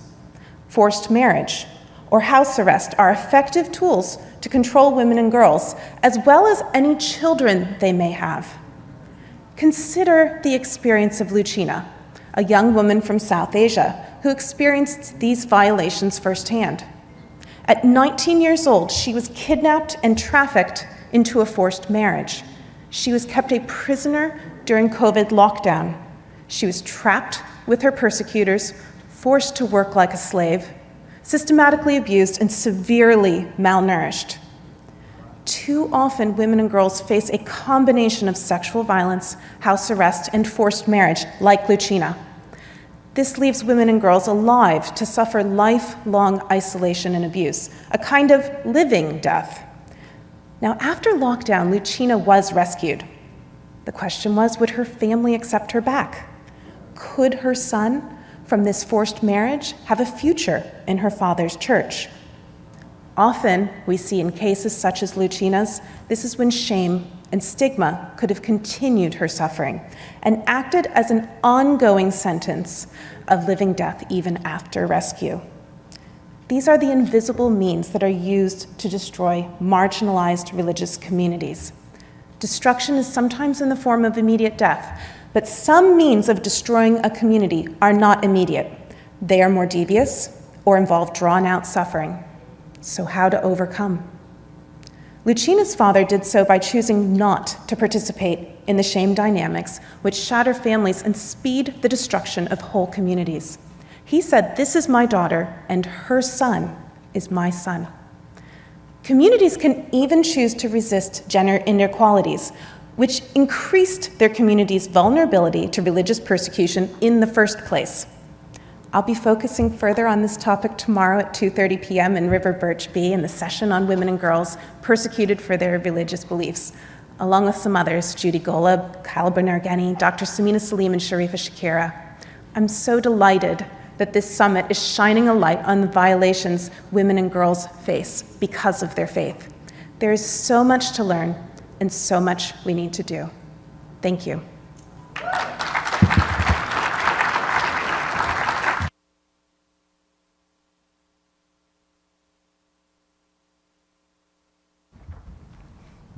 Please welcome Simon Scott Center for the Prevention of Genocide Director, Naomi Kikala.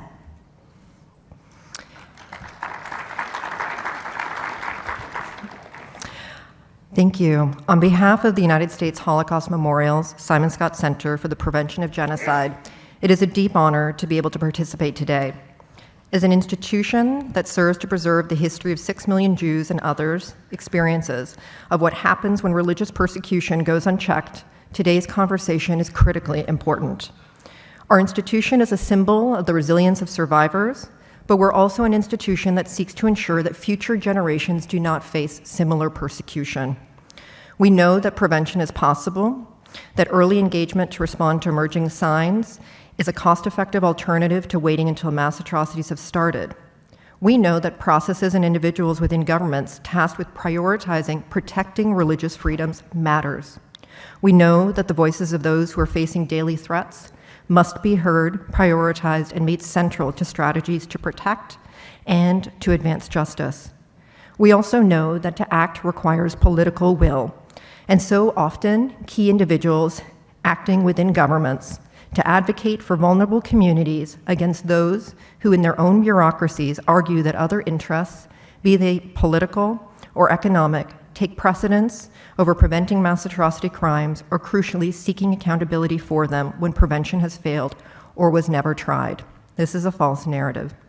And we know that when religious freedom is denied, when anti-Semitism, extremism, Islamophobia, and a myriad of other forms of discrimination against religious communities is allowed to fester, other vulnerable communities also will be at heightened risk and a state's prosperity and stability undermined. During the Holocaust, the persecution began with the targeting of the disabled, then focused on the Jews, the Roma, Jehovah's Witnesses, LGBTQ communities, and innocent others. We cannot allow apathy or indifference to prevail. It is my deep honor to introduce our panel of remarkable women who are going to explore how communities can overcome genocide. We're fortunate to be joined by Azra Jafari, the former mayor of Nili and the first female mayor and first Hazara appointed mayor in Afghanistan.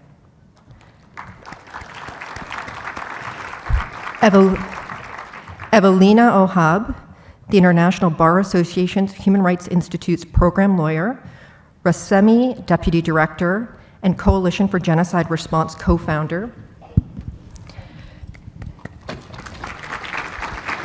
and Pari Ibrahim, the founder and executive director for the Free Yazidi Foundation.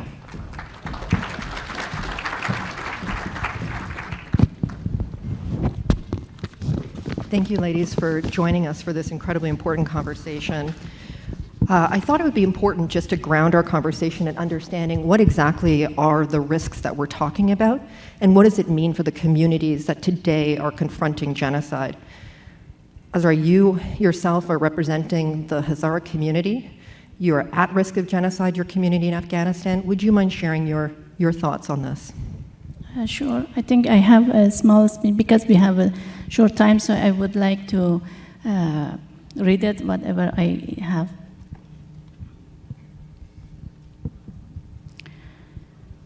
The Excellencies, ambassadors, senators, community leaders, civil rights activists, ladies and gentlemen, it is a great honor for me to be here today to be the voice of my people. I want to pay my sincerest appreciation to the IRF community for giving me this opportunity. My name is Azra Jafari, and I was appointed as the first female mayor in Afghanistan. Afghanistan is the multi-ethnic country, predominantly Sunni majority. Hazara are mostly Shia with a different look compared to the other ethnic groups. And those have a significant contribution to the discrimination against them. I believe I belongs to this minority group with a long history of facing social, economic, and political discrimination, and also mass massacre for over a century in Afghanistan. The genocide against Hazara was started in 1892 by King Amir Abdurrahman Khan.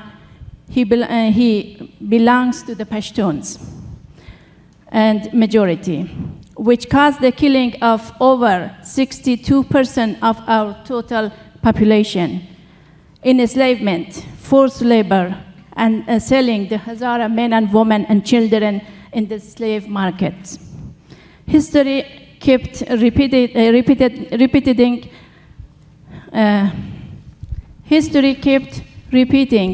itself by different Afghan rulers with the same ideology. Hazara don't belong to this country. On August 8, 1988, the Taliban captured a city called Mazar Sharif and killed over 2,000 Hazara men in just a few days. 3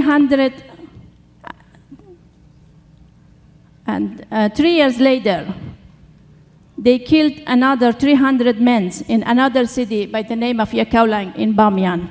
Hundreds of thousands are displaced and then moved to neighboring countries. The Taliban kept destroying anything that had a Hazara identity.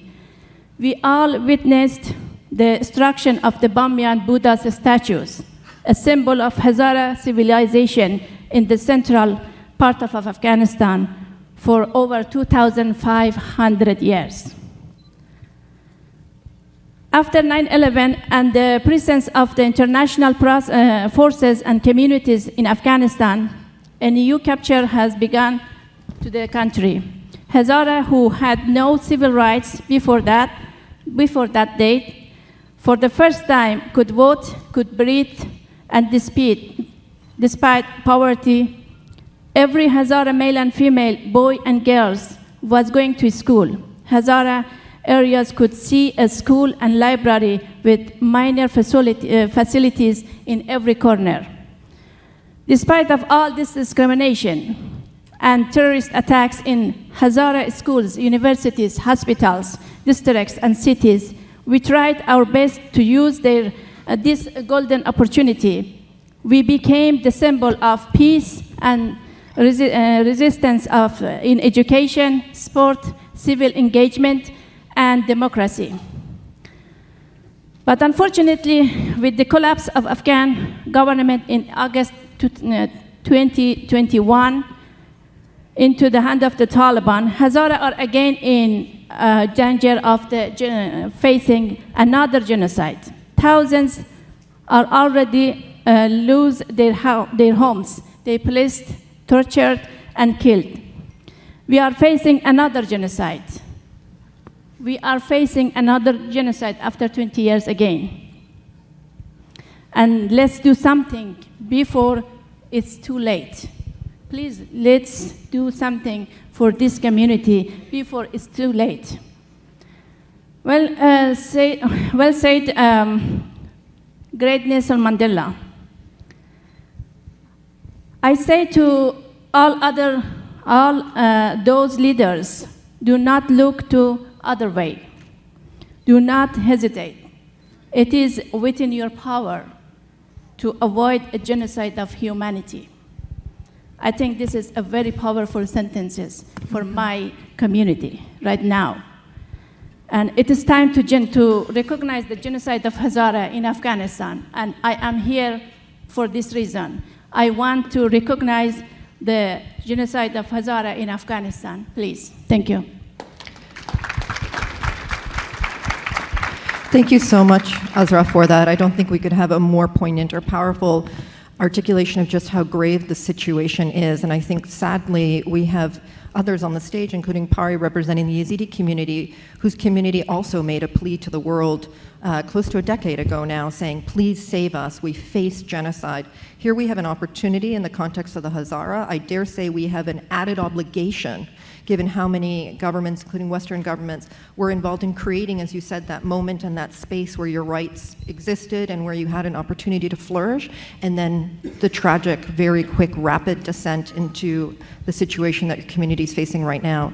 Evelina, when we talk about what states can do, how governments can respond to the threats that Azra just mentioned, you've been very much involved in leading some of the efforts, especially marshalling legislatures, parliaments to respond.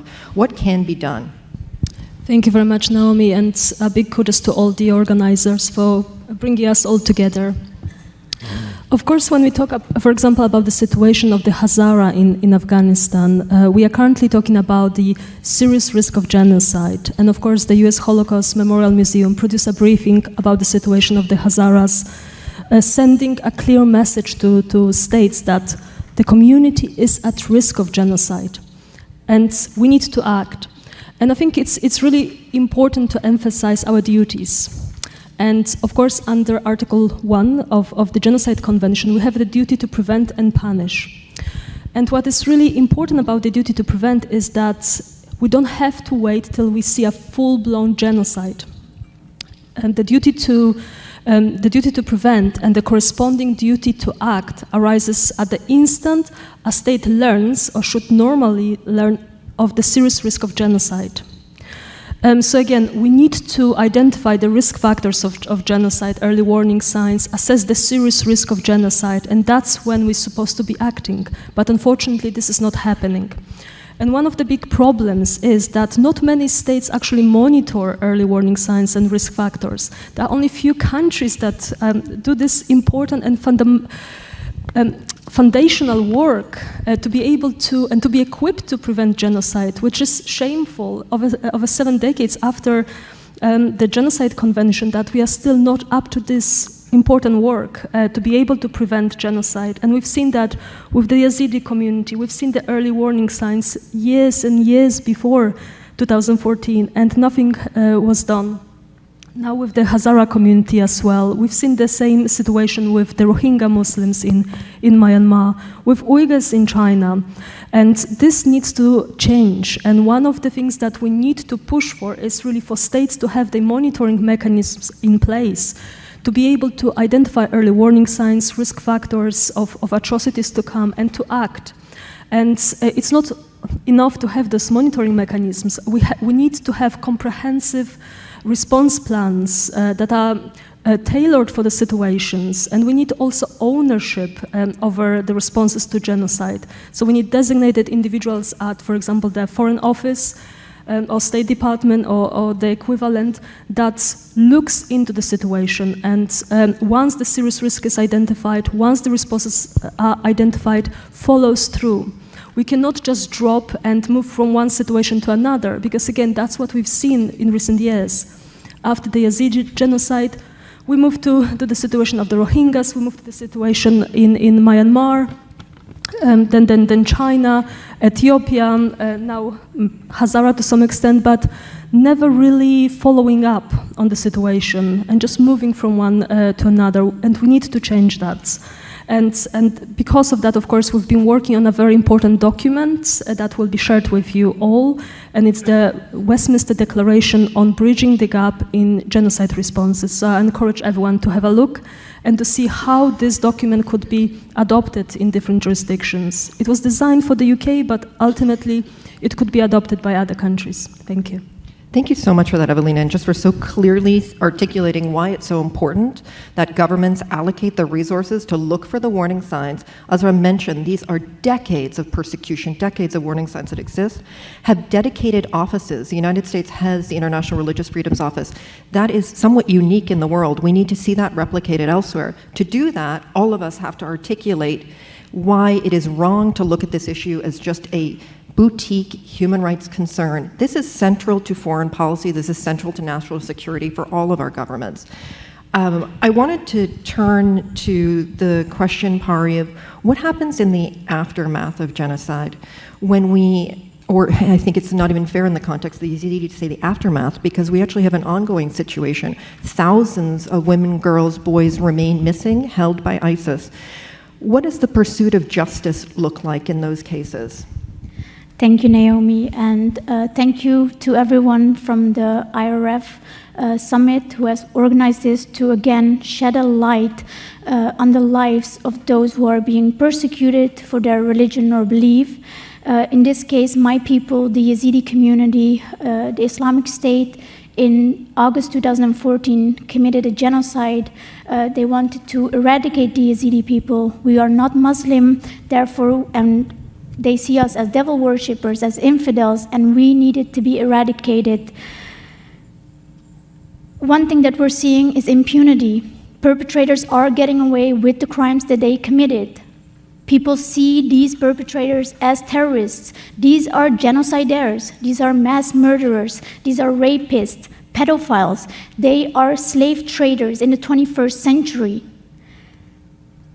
We see them get away with the crimes that they committed against our community, and it's ongoing. They are still committing these crimes against our community. And one of the things that we see in Iraq is the root causes that eventually turned into this genocide.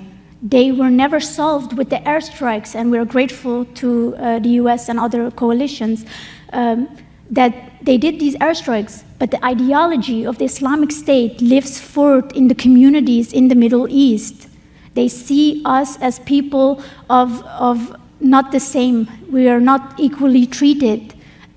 We need to start tackling these root causes to ensure that ethnic and religious minorities in the Middle East are able to survive and live. One of the things we're missing also is that communities themselves need to be supported to ensure there is a better future. We need more funding, we need more support, we need governments to listen to the suffering of our people. And we're grateful to the United States for seeing this as one of the governments specifically helping civil society to stand up their feet and support their own community. One of the things that our organization has done, and many others have done a lot of advocacy as well, but the Free Yazidi Foundation does specific crime scene analysis to ensure that the crimes that were committed in specific slaveholding sites, specific places in Syria and in Iraq, that there is knowledge with international prosecutors, FBI, other friends around the world who are seeking justice, that they know and are aware of the crimes that were committed against our people. Again, we should not, we should end impunity. Last thing, and then I'll wrap it up, is that our organization is looking for accountability everywhere, in every country, and for individuals, male or female, but also for companies who had, one way or the other, some responsibility to know what was happening to the Yazidi community. We are, and when I say we, the Free Yazidi Foundation, we are currently part as a civil party to the suit against the Lafarge, the French cement company, who was paying off ISIS members in Syria to continue their work. Soon I'll go to France to ensure that we are admitting more evidence to this case. But there's also a responsibility with, for example, social media companies such as Facebook and Twitter to re-examine how ISIS was able to actively recruit members from around the world on their platform. We believe that the affected communities like the Yazidis, they deserve criminal and civil accountability, and we will pursue legal actions against individuals and companies and any other state. Thank you. Thank you so much, Pari, for that really powerful articulation of what is needed, and also for the remarkable work that your organization has been doing to really revolutionize and allow for a victim-centered approach to pursuing justice and accountability, and also for so clearly stating that genocide, there are many different actors that are involved in the commission of genocide, not just the state actors or non-state actors that are perpetrated the crimes, but individuals, neighbors that are complicit, companies that are creating an enabling environment in the context of the Uyghurs, companies that are benefiting financially from the commission of these crimes, from forced labor. The reality that the clothes we wear, the food we eat may be produced by people who themselves are the victims of these horrific crimes is something that I think all of us need to reflect very deeply on when we think about what we can do to tackle the crime of genocide. I want to just kind of reiterate Evelina's call to action on sharing the Westminster doctrine that you'll speak about later as a blueprint for what governments can do. But I wanted to just in closing turn back to you, Azra, and ask you to just speak a little bit about what it is that you feel the participants here at the summit can do and what you and your community hope the international community will do to help your community.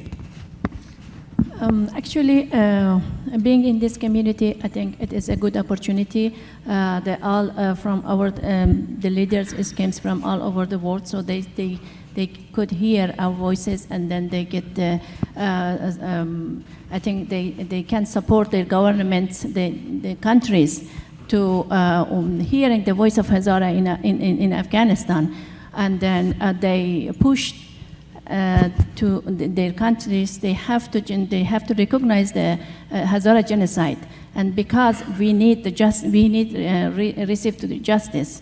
So this is important for us. The government, U.S. government, and also other countries, they have to recognize the Hazara genocide and also support them and make an action plan for that. And this is, I think, this is the historic time for Hazara.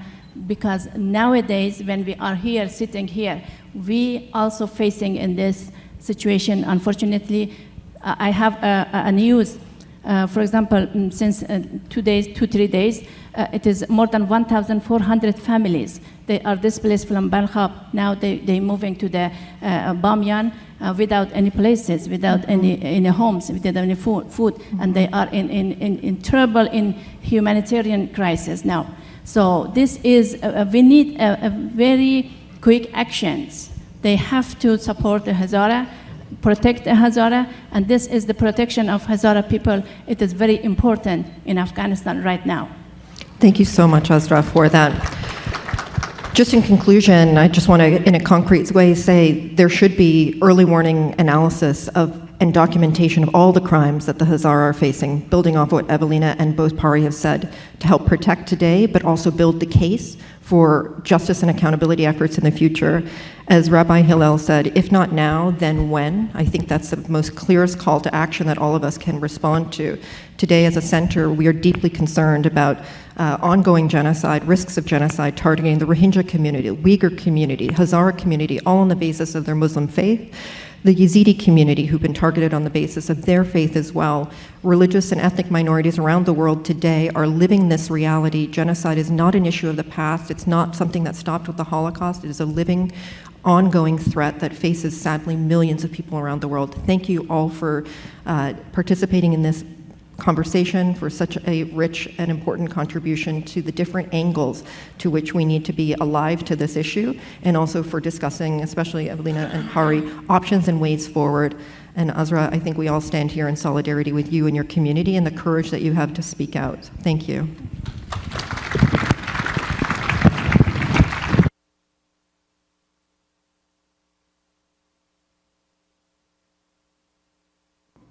Please welcome Learned Hand Professor of Law Emeritus at Harvard University, Mary Ann Glendon.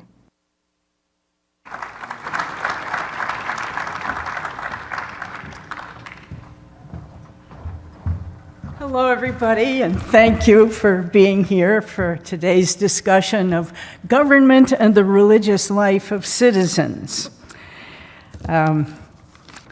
This topic has many dimensions, and we are very fortunate to have before us, or with us today, distinguished experts on all of the dimensions.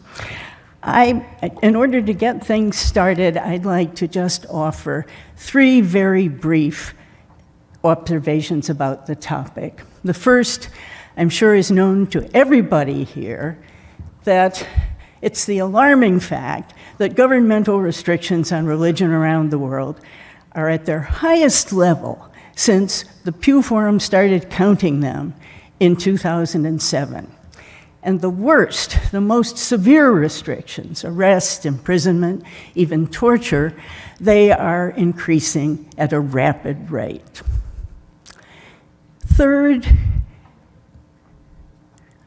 Second, those governmental restrictions are increasing at a rapid rate also in countries where their manifestations are less violent. They're less violent, they're less immediately shocking, but they do have devastating effects on the lives of persons of faith and faith communities. And finally, this is a disappointing observation that in many countries that pride themselves on being liberal democracies, tolerant societies, open societies, in many of those places, the governmental response to these violations and these situations has been less than vigorous. It almost seems sometimes as though when religious freedom comes into conflict with other rights or perceived important objectives, that it is religious freedom that is regularly subordinated. So our 3 distinguished panelists are going to share with us their wisdom on these and other dimensions of government's relationship to the religious life of citizens, and it's my privilege to introduce now, first, Dr. Andrew Bennett of the Religious Freedom Institute, Dr. Allison Ralph of the Aspen Institute's Religion and Society program, and Rabbi David Saperstein, former Ambassador at Large for International Religious Freedom. Welcome, everyone.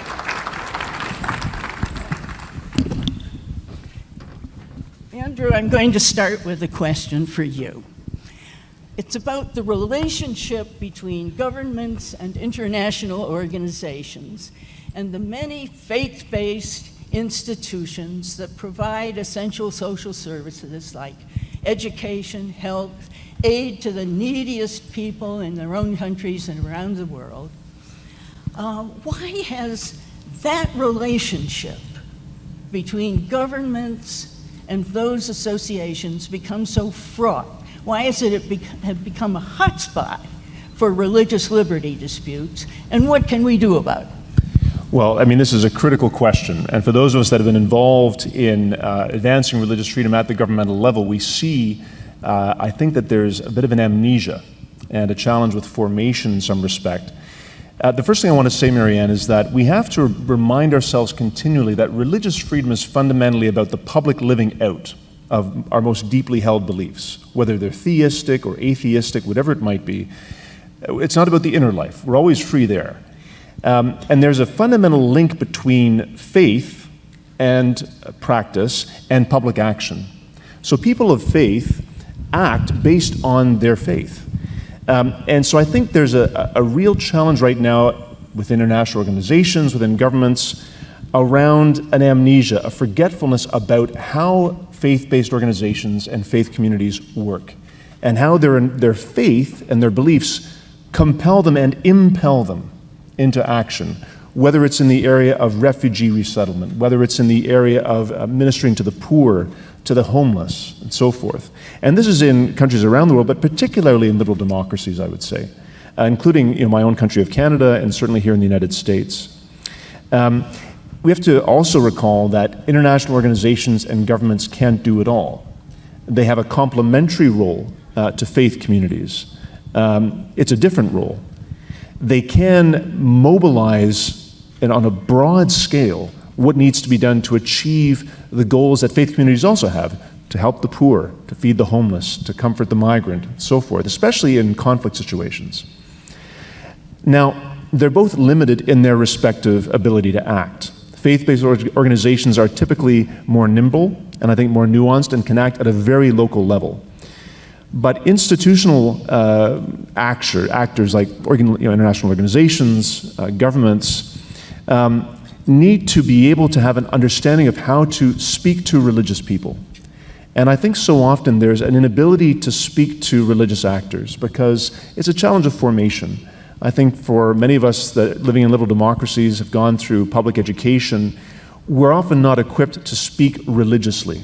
And so when it comes to being in positions of influence within international organizations globally or within governments, there's sometimes this inability to actually engage religious actors because we don't know what to say, we don't understand how they function, and again, what mobilizes them to act. I'll put it very succinctly. We have to ask, will the state or an international organization console you while you're dying? Can the state hug you when you die? No. But a faith community can, or people that are involved with a faith-based organization can. And so there needs to be more complementarity, more engagement between government, international organizations, and faith-based organizations for serving the common good, for the good of all. And we need to work much harder as people engaged in international religious freedom in forming those actors in those governments, in those international organizations, to engage faith communities in a much more robust fashion, because they're not just an option in providing these services, they are essential globally. Thank you, Andrew. Now listen, your program at the Aspen Institute lifts up and practices and encourages a beautiful vision of a pluralistic society where people of all faiths and no faith not only live together in relative peace, but flourish and encourage one another.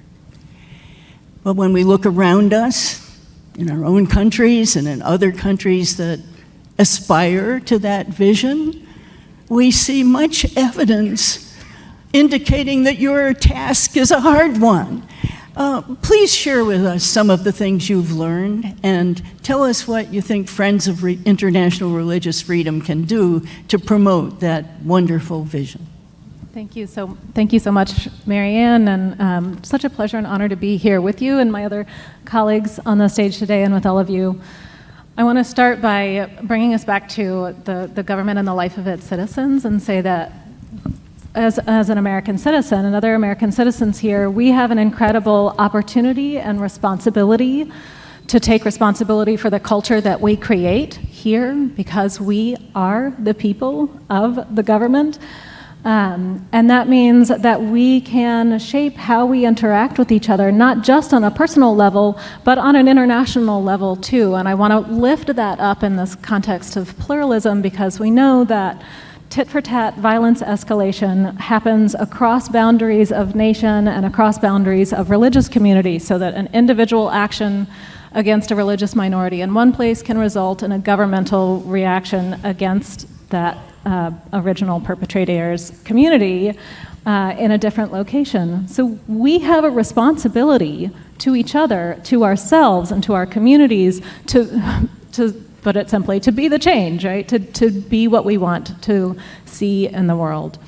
And so I want to begin with that and with the recommendation to let's change the script on religious freedom rights in one precise way. We have a way of being where we are demanding our own rights and demanding rights for others, and I think that's right and good, but also it sets us up for this culture of defensiveness and attack and scarcity mindset and all of that stuff. What if we change the way of thinking to one of giving rights to one another? And that is something that as American citizens have the option to do, to gift rights to one another. It was really beautiful change and brings me personally out of the mindset of frustration when I see rights here in the States not being shared equally and equitably, and allows me to rethink how I want to respond to folks. And so that's one of the things that we know. We always say this is really about relationships. So if we ground that relationship in a culture of generosity for each other, that can affect not only our personal relationships, but our relationship with our government and other citizens here and elsewhere abroad as well. And I want to finally say, too, that I come at this from a perspective of a non-theistic, formerly angry atheist perspective, who came into this work being abused and bullied for being atheist by evangelical Christians. I know what it means to be on the side of the minority, and I also know that that treatment of me was wrong, and I know that I do not want to create that. I don't want to treat people in the way that I was treated. And so I offer to you, every one of you here, that freedom to be and to believe and to participate in your communities. And I also offer you the freedom to believe that I am going to hell. I really do. It's okay. Thank you so much, Allison. David, much of this summit has been devoted to discussions of restrictions on religious liberties and freedoms. But there are many places in the world where governments actually promote religion. And so I wonder if you could tell us how to think about places, established churches or other forms of promoting one religion or maybe more than one religion. How should we think about those in relation to the purpose of this summit, which is to promote religious liberty? Let me begin just by acknowledging the person who is the moderator of this program, because Marian Glendon's academic career, her public service, and her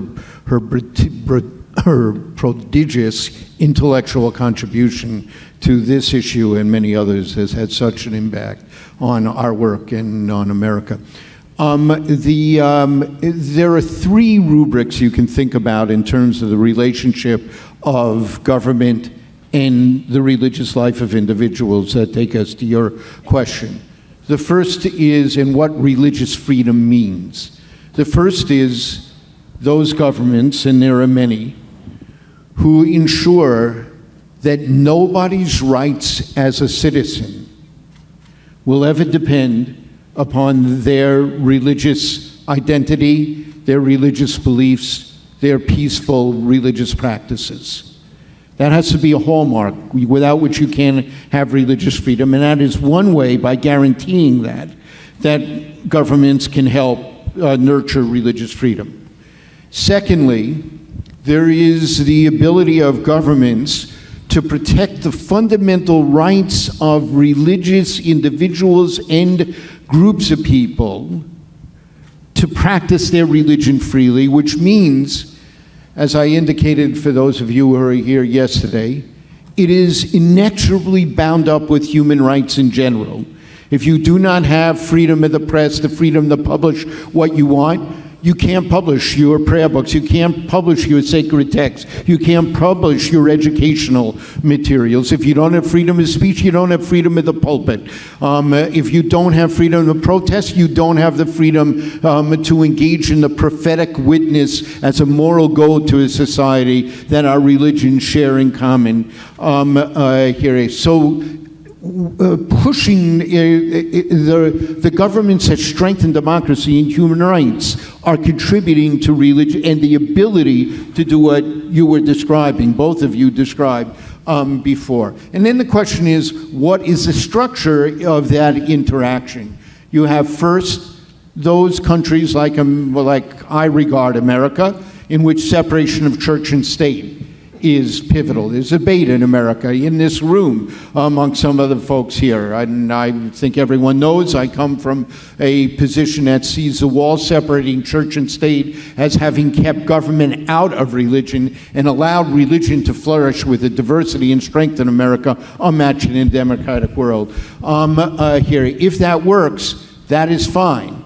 but that has to still allow religion to work on its own without interfering with religion. Secondly, you can have established religions. Think about the UK, think about Scandinavian countries, other countries around the world that have established religion, but do guarantee that everyone, even if they're not from the established religion, have those equal rights and have the freedom to function. The complicated issue is, which is very frequent, when there's established religion, particularly if there's a large majority of one religion, where the government favors that religion, the institutions of that religion, and the people of that religion, it will almost always be the minority who will suffer, and minorities suffer all across the world, and all of you are part of faith groups that somewhere are minority religions. And a lot of our work has to do with protecting the rights of those minority religions in that third category. Hear, hear. So, David, there are many models of religious freedom in the world, and I am wondering, here's a topic paper for those of you who may be students looking for something to write about.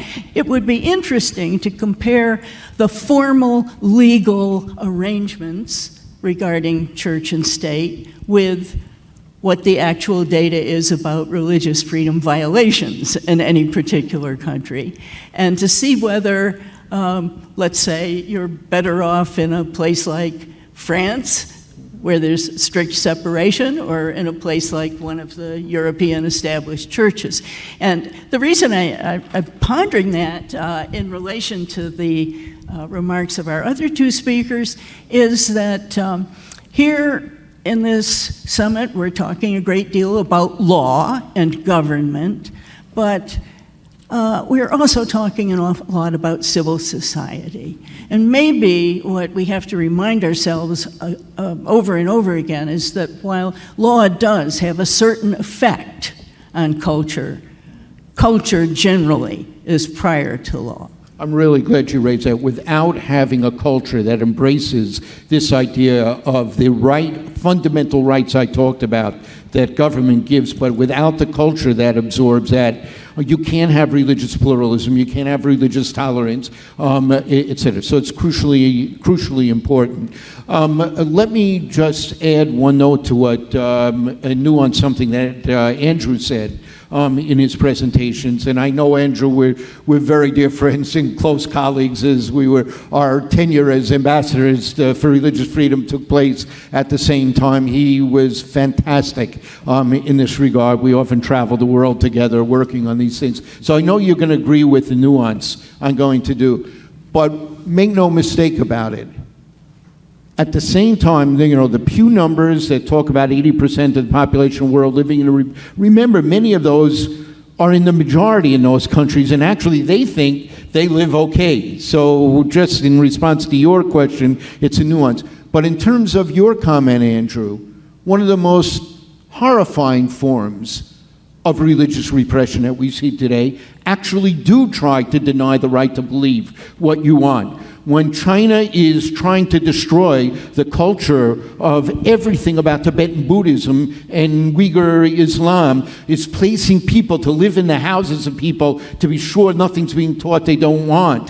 When Russia is taking Ukrainian children away from their families and sending them to be raised by somebody else, they're trying to alter the inner life of people as well. And we should not make any pretense that, well, the integrity of inside, no one can ever touch that. In this world in which we're in, and where most social media brings ideas of, so deeply into the entrenched life of kids growing up, it is possible to alter that inner life, and that is one of the most dangerous threats of all.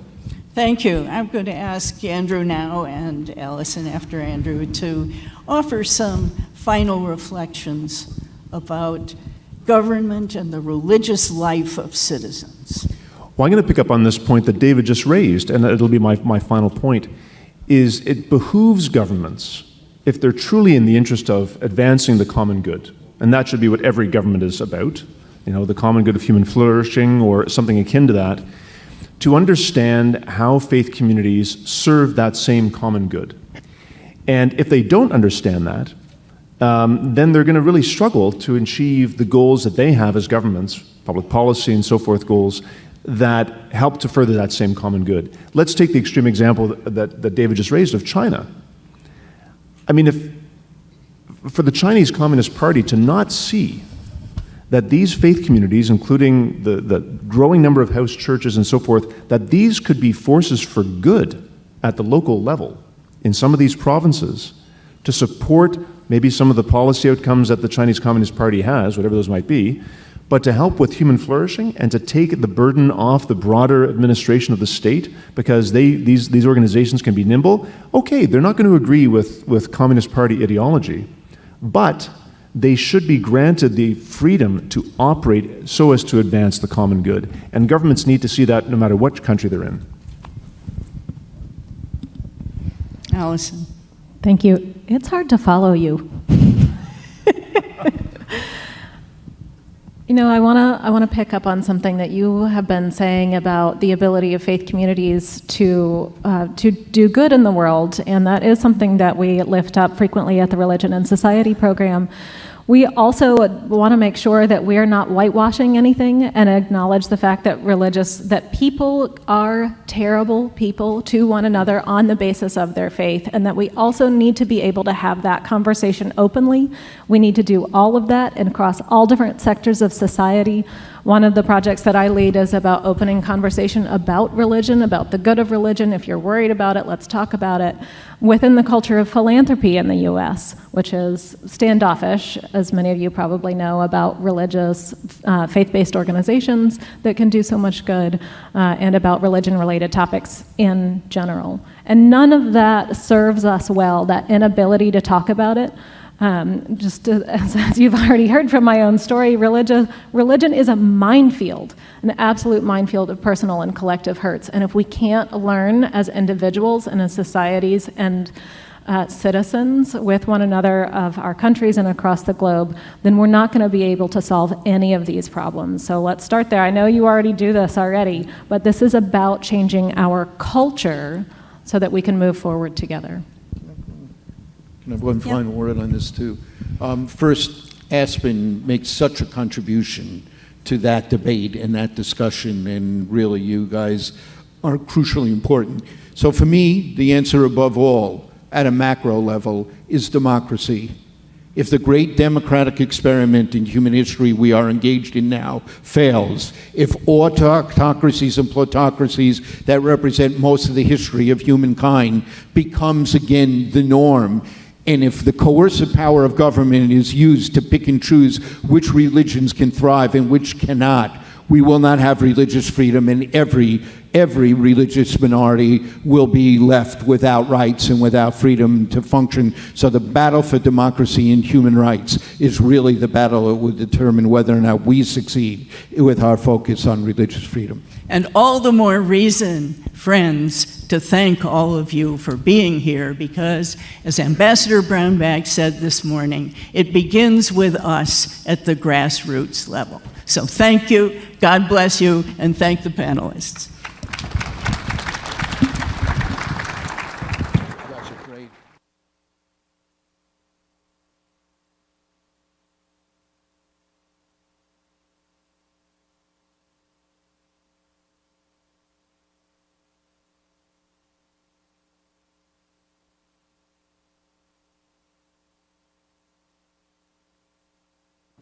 Please welcome Multi-Faith Neighbors Network co-founders Imam Magid and Pastor Bob Roberts.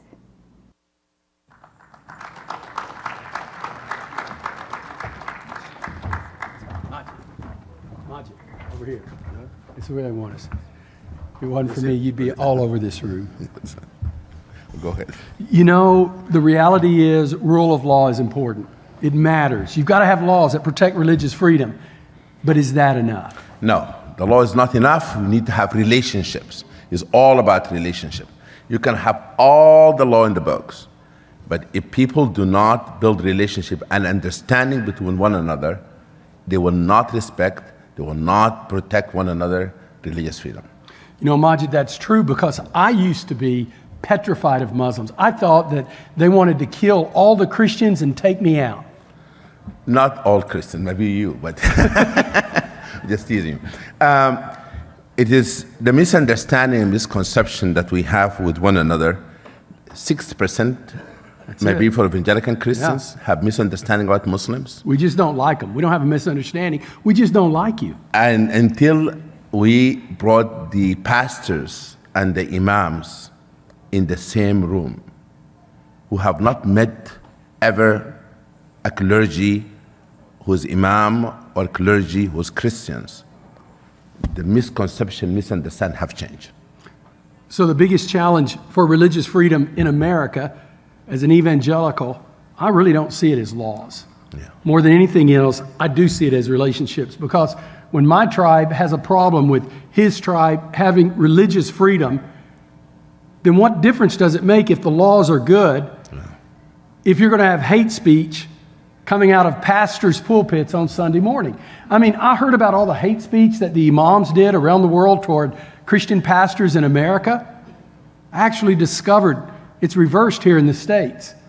And there are really some pastors that if you listen to them, they make harsh, inaccurate statements about Islam.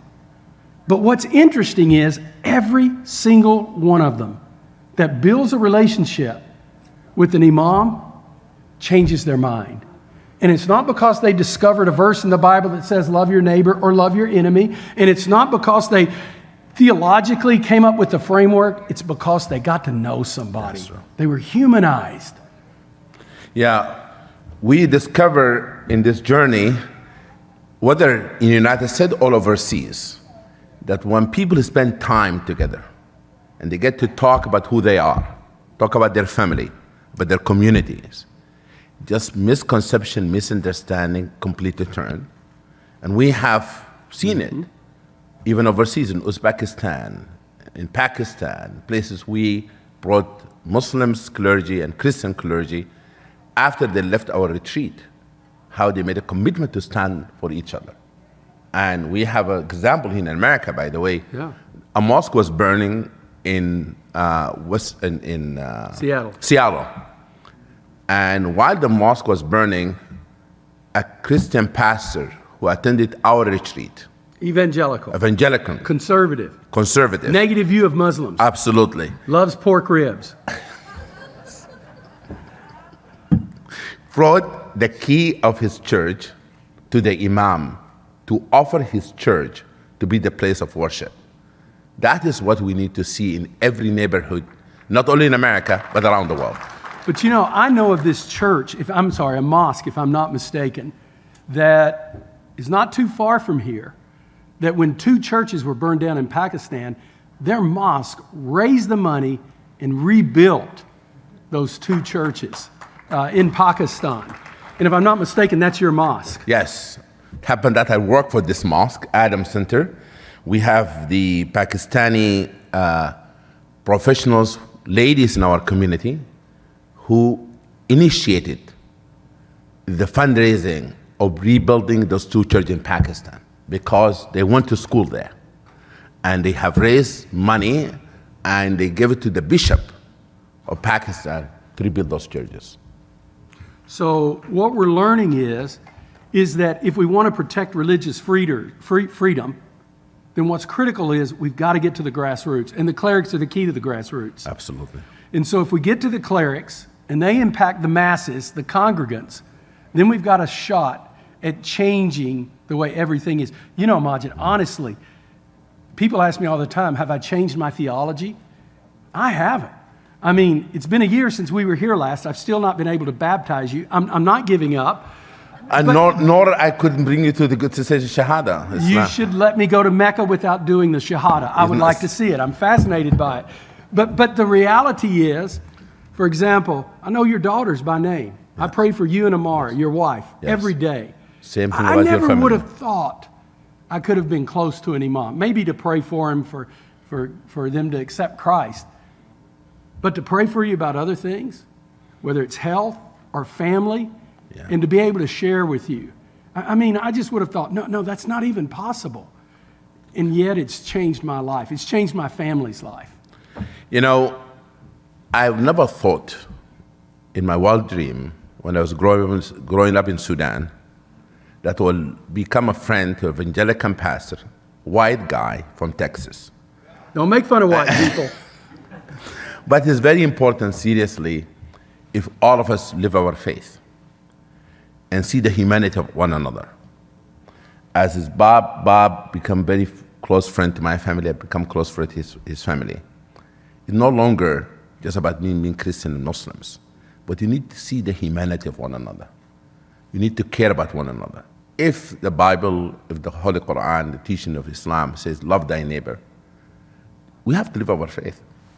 It's not about how our neighbor look like. Regardless of the religion, regardless of the ethnicity, still we have to practice our faith by loving them. For I really appreciate your friendship. Not only that, our friendship have brought many other people together. Because of the trust you have for me, a trust I have for you, many pastors have trusted you. Many pastors who came to that room, sitting with Muslims, they said to me, I would not have come to this place, it wasn't a Bob. I trusted him, that's why I came here. The same thing for the imams.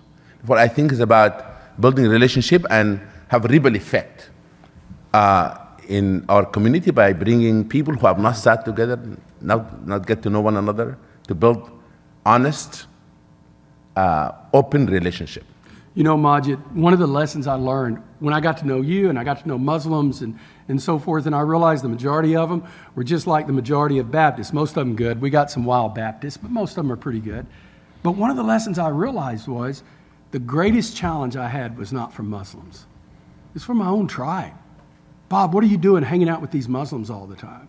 Why are you friends with Majid?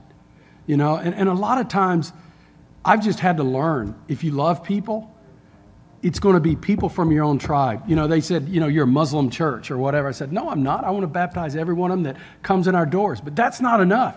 There's some people in your religion, their goal is for you to hate people of another religion. That's true. And that makes no sense, especially if you're a religion like Islam or Christianity that wants to spread. Who wants to follow your religion if it's a religion of hate? Who wants to do that? It ought to be something that's different. And I am, Majid, I'm excited about the younger generation. I mean, my kids, you know, they go to Ramadan. We have their friends come to our church for Easter. We've had Muslims and Jews and everything else in our home for Easter and holidays. They like biryani and hot food. I like biryani, and I love all the dips, and I love lamb. Y'all got me hooked on lamb. So let me ask you this, Majid. Yeah. What do you think? I mean, grassroots. We're not talking to a room full of pastors. We're talking to diplomats, probably a few clerics and so forth. But what would you say, if you're going to do something grassroots, what is the most important thing someone could do here? I mean, we don't think about relationally getting along as being core to religious freedom, but it is. What could everybody in this room do here today? Number one, get to know your neighbor in a real sense. Not just saying hi to them when you taking your mail in the morning. Get to know them. Open your house for your neighbor. Number two, that people have to, as we always say, find a project in your neighborhood where you improve the neighborhood by having social services. Remember the theory we have, head, hand, and heart. Yeah. We ask people to work together. If they do that, then perhaps maybe the perception of one another changes, and then develop this connection of the hearts. Therefore, we want people, when they talk about religious freedom, not to be lip service. Yeah. Go in the neighborhood, get to know someone who does not look like us, does not believe in the same religion as we do, and build a relationship with them. Open your home to them. I love you, Majid. Love you too, brother. Let's go eat some lunch. All right, thank you.